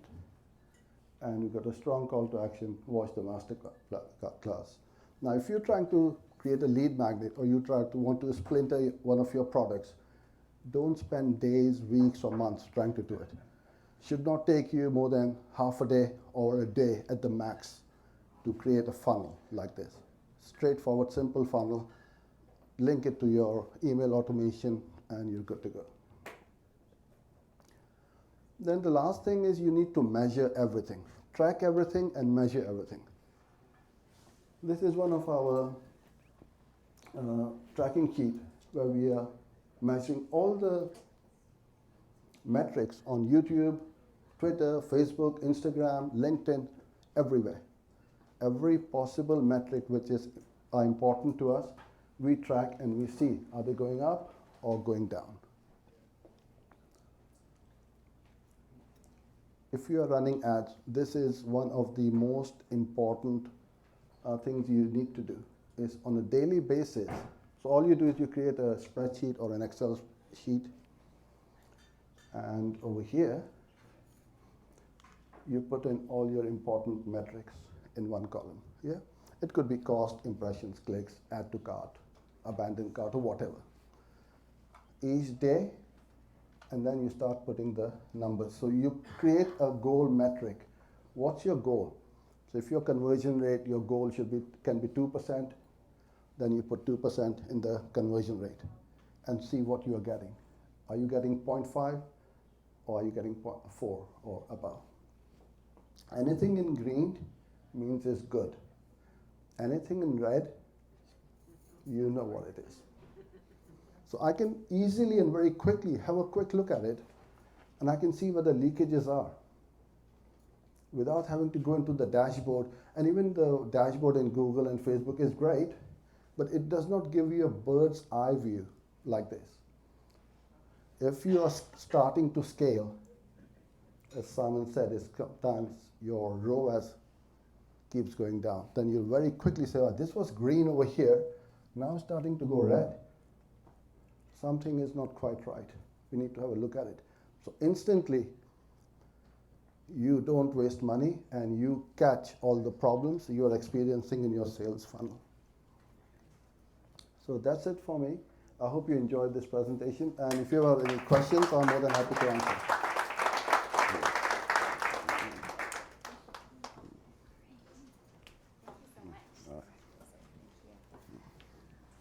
All right, thank you everybody this is the end of our meetup this evening. But like I mentioned, for those in the front row, which I kept saying, hey, if you're in the front row, move to the front. If you look under your chairs, there is a ticket for you for Affiliate Summit East under your chair. So it's actually attached to the bottom of your chair. Taped on. Yeah, if you just, I'll show you here. All right, so give it one of these. All right, there you are. Okay, so just taped into the bottom of your chair, so there you are. So there is a pass to Affiliate Summit East tomorrow and Wednesday as well. So thank you so much for coming out this evening. We are going to do a little mingle here. If you have any questions for any of the presenters, we'll be here to answer any questions. Thank you, guys.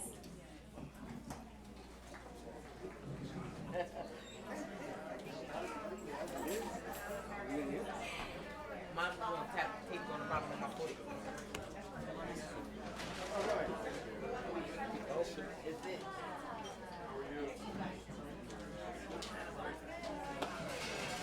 You have one in yours?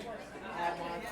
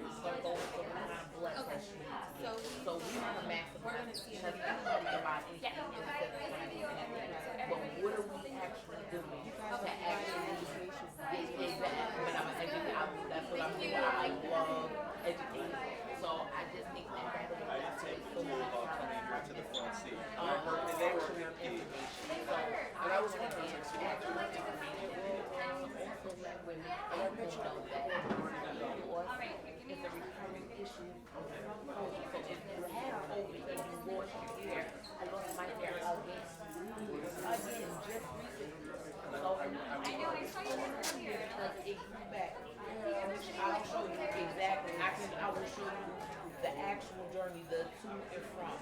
What my hair, like the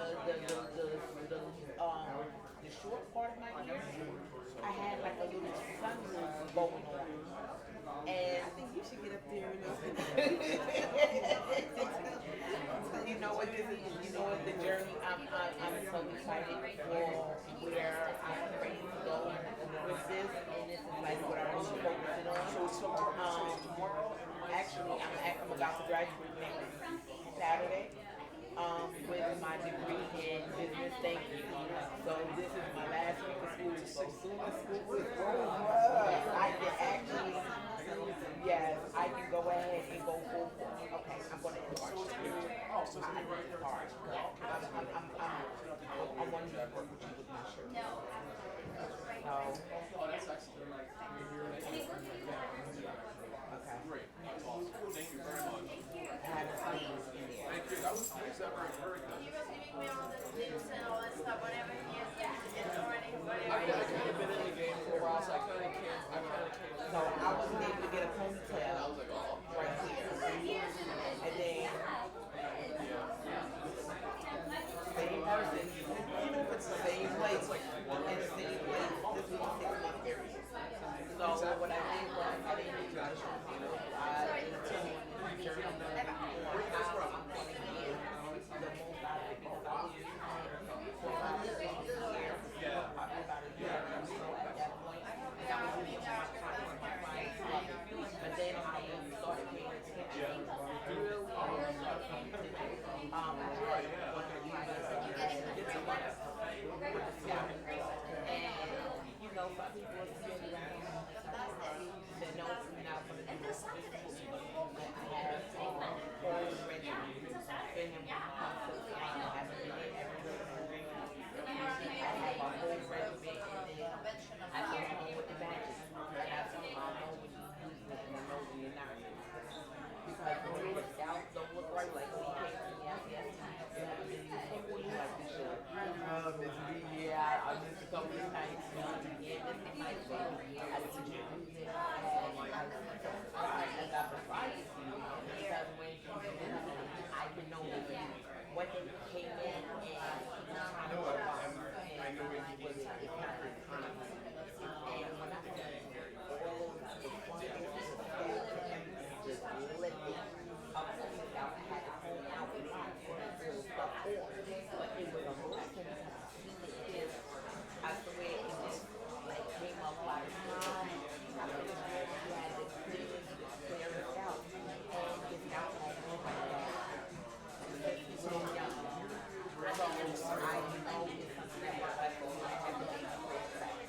I was another and I was seeing that I was on I had that issue. And I exit. I was in my heart. I got no baby. You know, I could actually grab it, but I refused to. So I didn't know that it was something that was wrong. But we had so many scouts that we want to put out of our